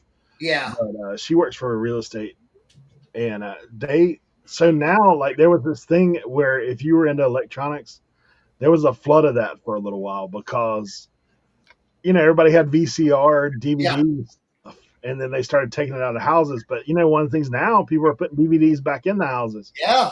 Because streaming, like, no one wants to pay for that. Like, our Airbnb, we have it set up different. We just have it unlocked to the internet on the TV, so then you can log in yourself. Like I don't log into Okay, anything. yeah. Like you can just log into Netflix or whatever you want to watch, like yourself. Parts. So Yeah, that's smart. But yeah, that's what I tell everybody. I bought a whole. There you go. It says you have low FPS. You have 9 frames per second. Leroy. hello, my name is Frank's camera. Probably has a FPS. Do you see that on your screen? Yeah, I don't know what it means. I don't know. Something about your But yeah, I mean that's what we're gonna try to do, and that's what. Like, listen, I might have told a white little lie, that we had done it before, but you know what I'm saying? Get in the door. I have helped clean out a house before. I have too, so technically, Yeah. But, I mean, you moved before, hadn't you? Yeah. right? Oh man. Yeah, so hopefully I'll text. She was trying to get with the old lady to talk with me as well. Yeah. And she couldn't get a hold of her. So, Well, it is so crazy. I mean, really, when you think about like the stuff we talk about all the time about people saying there's nothing out here, I can't find anything. I was like, bro, there is so much stuff. Like we live in the land of consumerism. Like everybody has piles and piles and piles and piles of stuff in their homes. Like I mean, there's stuff around. It's just a matter of how do you access it? How do you get to that point? That's what I'm saying. That's yeah. I mean, it's always in the back of my head a little slight worry. Will there be a day when I stop, when it's almost impossible to find stuff? But every season I go into with that slight thought, and then by the end of the season, like, man, so much good stuff. All you got to do is like when we get to holiday season this year, just go stand out in front of Walmart for about 5 minutes and see the number of carts that come out of that thing. Right. Will we ever run out of stuff? No, we're just buying more stuff. That's the thing. There's the competition factor that goes into that thought too. But again, until like you, I'm like Eric. I don't really consider them competition until the day comes when I'm not finding stuff. Then I'll be like, okay, now the competition is making it to where I can't find stuff. But I'm always finding stuff, so I don't worry. Yeah. And I think for us too, it's different because we all source. Like we have the ability and the knowledge to shift gears if we need to. Yep. Like, you can find stuff. It may not be what you always want to find, but it's stuff like lawnmower parts, right, Leroy? Right. But LaDonna, you're right. Cleanings are fine as long as you have a way to move a lot of inventory. Yep. And that's what we have built. We have built that to where I've got different guys. Listen, any furniture, I'm calling out my guy Steve. Steve, bring your box truck, take whatever you want, dump it off at the thrift store if you don't, and that's our furniture. Electronics, hey, I got a whole bin of electronics. Come and get this. Clothing, we got enough clothing guys around us that is going to be helping with us. We might have to split up the clothing or do a like we did that one time. Remember we did the clothing draft, Eric? Yeah. At the 100-mile yard sale, we found all this clothing and we just did a draft. We just picked numbers out of a hat and said, all right, you're 1, 2, 3, 4. All right, you go first. Boom, grab that. So that was fun. We never did release how we did that with everybody. But that was fun up there at the 100-mile yard sale. We had like 10 garbage bags full of clothing. And me, Cernoch, and Tim were there. We dumped it out on the floor in the Airbnb. Yeah. Leroy's just watching us like, what are you guys doing? Leroy? Yeah. That's good times. It was crazy. But yeah, that's kind of like the idea with the house cleanouts is you line up people already that can get the majority, like again, furniture, unless it's something like I kind of know, hey, I'll put it in my car or put it in the van. You know what I'm saying? And the stuff, and the other stuff. Hey, Steve, come get this. You know what I'm saying? Yeah, we had like 10 lawn and leaf bags, man. We were loaded. Yeah. that stuff coming out of there. But again, if it's in the city, well then we can. Oh, hey, go through this stuff. We're not taking any of this stuff. Hey, get a driver because I already have I have a guy with a truck. Okay, be like, call him up. Be like, hey, you meet us here. Whatever we load in your truck, just take it to the store and dump it off. Yeah. So that's how. So I've got the idea, the plan.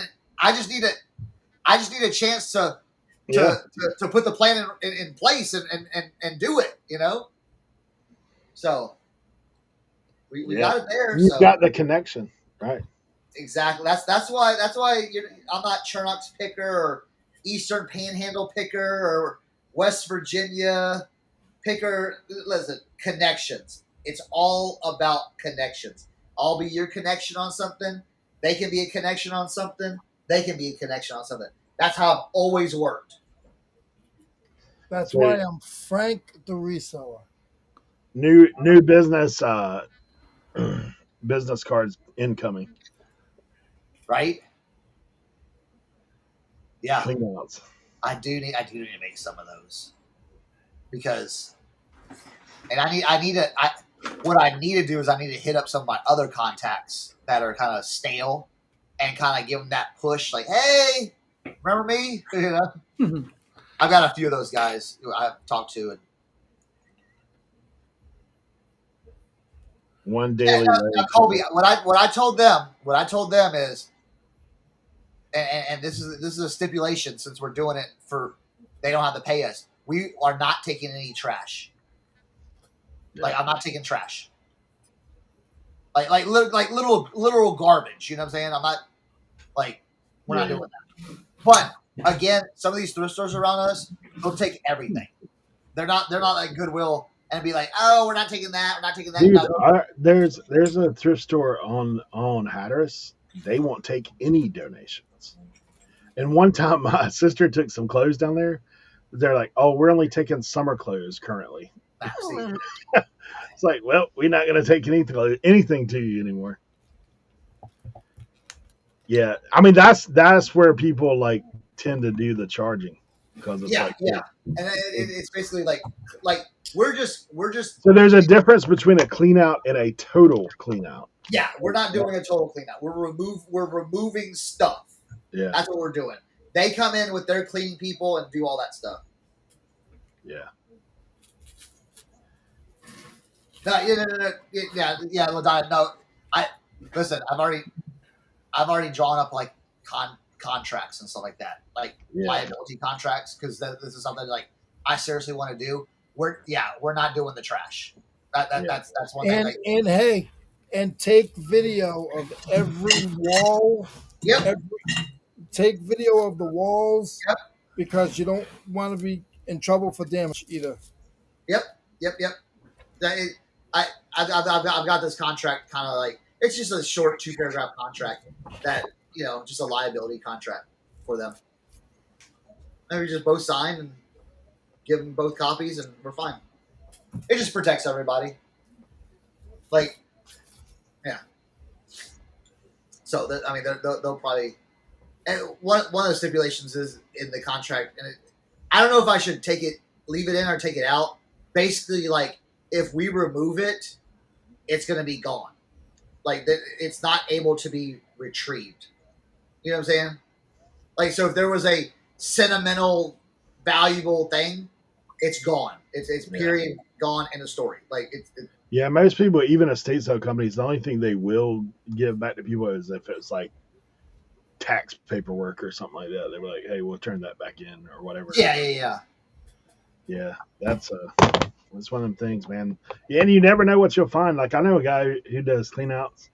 Talked to me a long time ago. They went into a hoarder house, dude, and beside the toilet was a stack of coins. And in these books, stacks of coins, over $2,000 worth of coin stuff.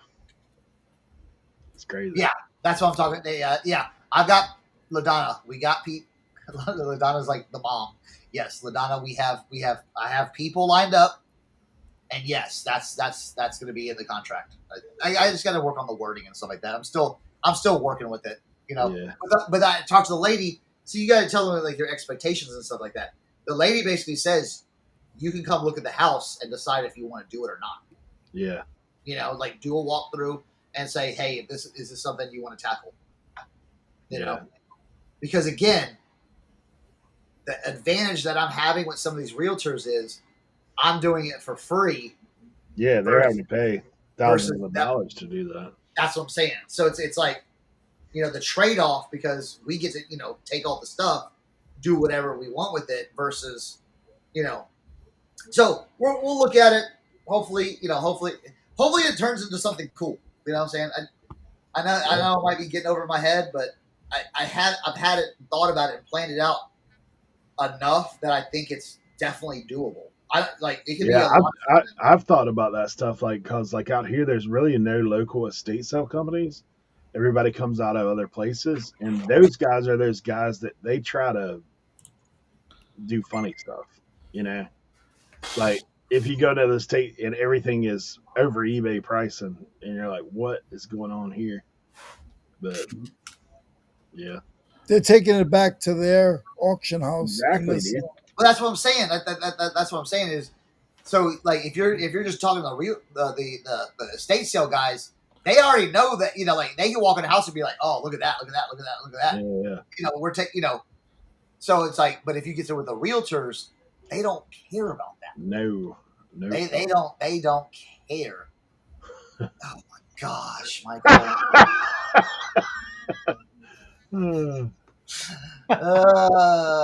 That brotherly love shows up right there, doesn't it? Yeah, it does.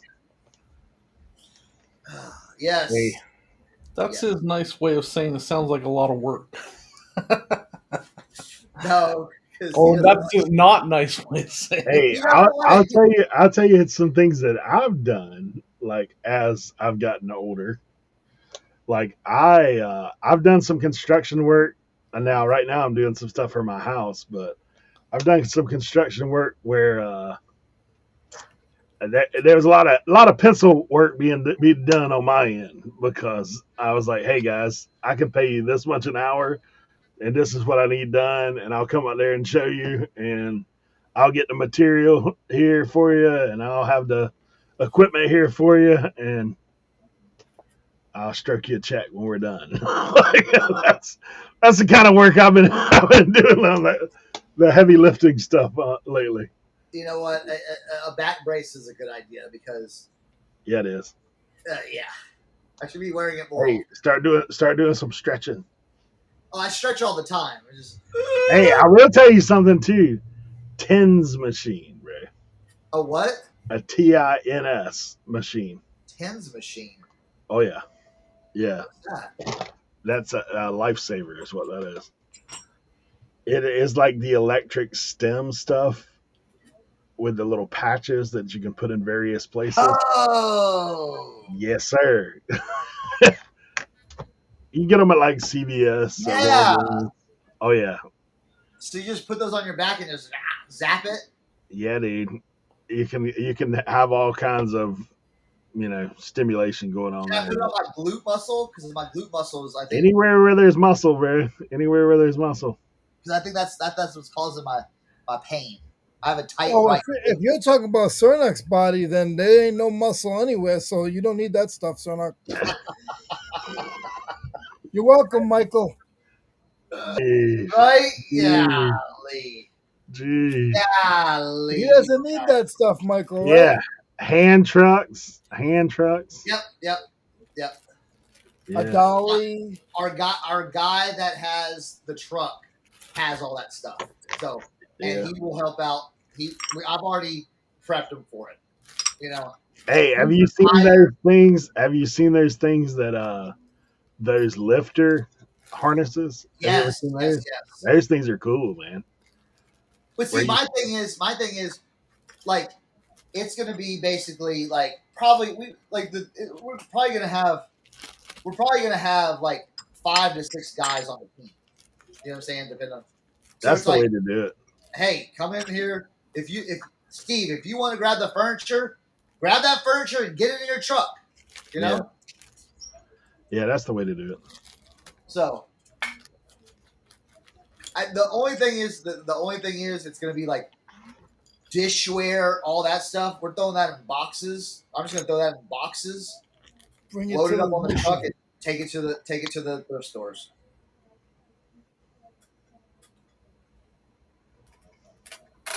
Yeah, networking is the big ticket. Yes, Kat. That's the more people you talk to, the more and it's like for this realtor lady, hey, I want to even though it's the first, if possibly you never know, possibly the first one. I almost depending on no matter what condition it is, I'm probably going to take it. Yeah, just to get some experience under your belt, if nothing else. Yeah, experience showing them like, hey, we can do this because her son-in-law is another realtor and they do that all the time. So she could be like, oh my goodness, Chris came in here, his crew came in here and did awesome. Well, guess what? With him now, I'm the guy he's calling. Hey, that's how Pinjo used to get a lot of stuff, man. Yeah. His mom was into real estate, and it's always been. Yes, LaDonna. Yes, anything that like, I think I've done this enough to where it's like certain things like flip over dishware, be like, oh, what is that? Certain things like if it's got like a whole set, hey, put that in a box. I sell those sets of dishware at the flea market all the time. I sold one $35 this weekend. They're like, how much is this? I'm like, make me these guys, and they're like, make me an offer. What do you want to spend on that? And he's like, I don't want to do anything more than 40. He goes, especially like $bucks. Done. Take it. Here's a box. Load it up. Then the only cost you have at all is time. So time and gas and just a little energy, Hey, And plus, it's in town, so it's like, that's good. how much is that going to be going back and forth? I mean, kind of crazy. When you have an auction, I put an eBay. I made an auction yesterday, right, for some craftsman stuff. It has 18 watchers already. Wow, crazy. And Doyle. That's another thing too. We do have some auction houses. I've got a guy that, It's pretty well. Yeah, I know. That's. But you know what, Kat? All those little knickknacks, man. All you gotta do is what I do is I take it to the flea market and be like, anything on this table is $1. Yep. Anything on this table is $1. So all those little porcelain knickknacks and all that Hamco stuff, I load up a table with that stuff and say, let it rip. Yeah. Then at the end of the day, you find the junkiest reseller and you say, hey, you can have everything on my table. Yeah.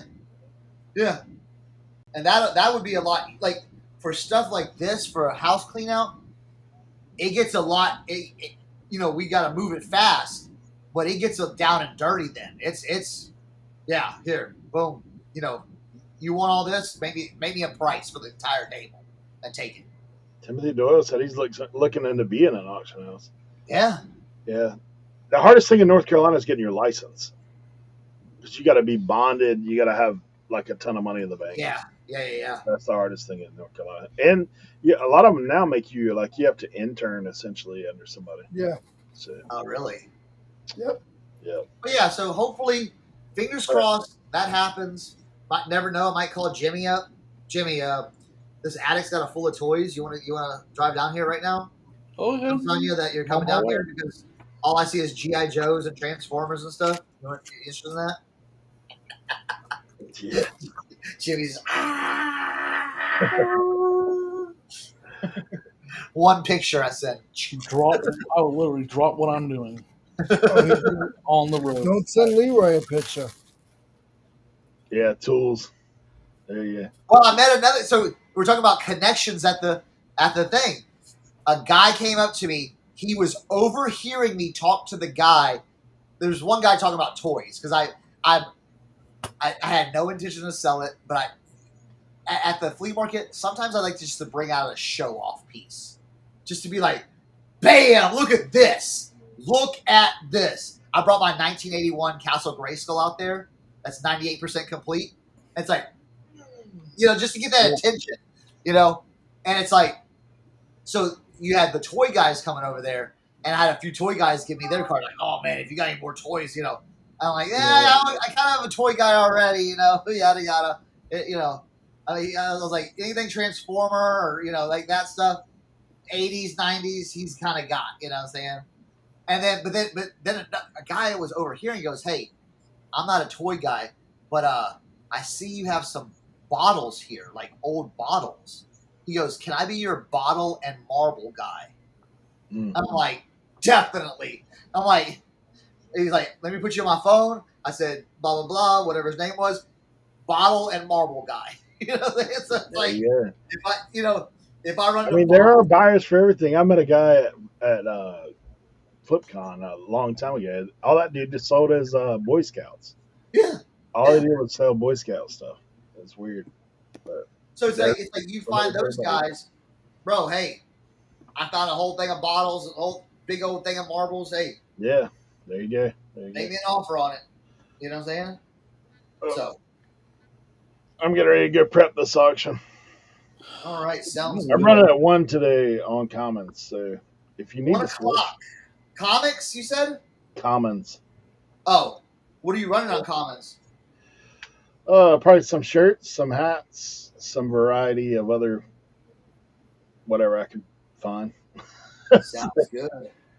Yeah, we'll run some other stuff for sure. I've got a bunch of older baseball cards, older baseball and football, that I'm probably going to run some of that as well. I got a big box of baseball or random cards at the flea market for $1. A box load. I am starting to do a little bit of card flipping. I picked up some more Pokemon the other day. I ran a Pokemon show last week. It went pretty well. Good.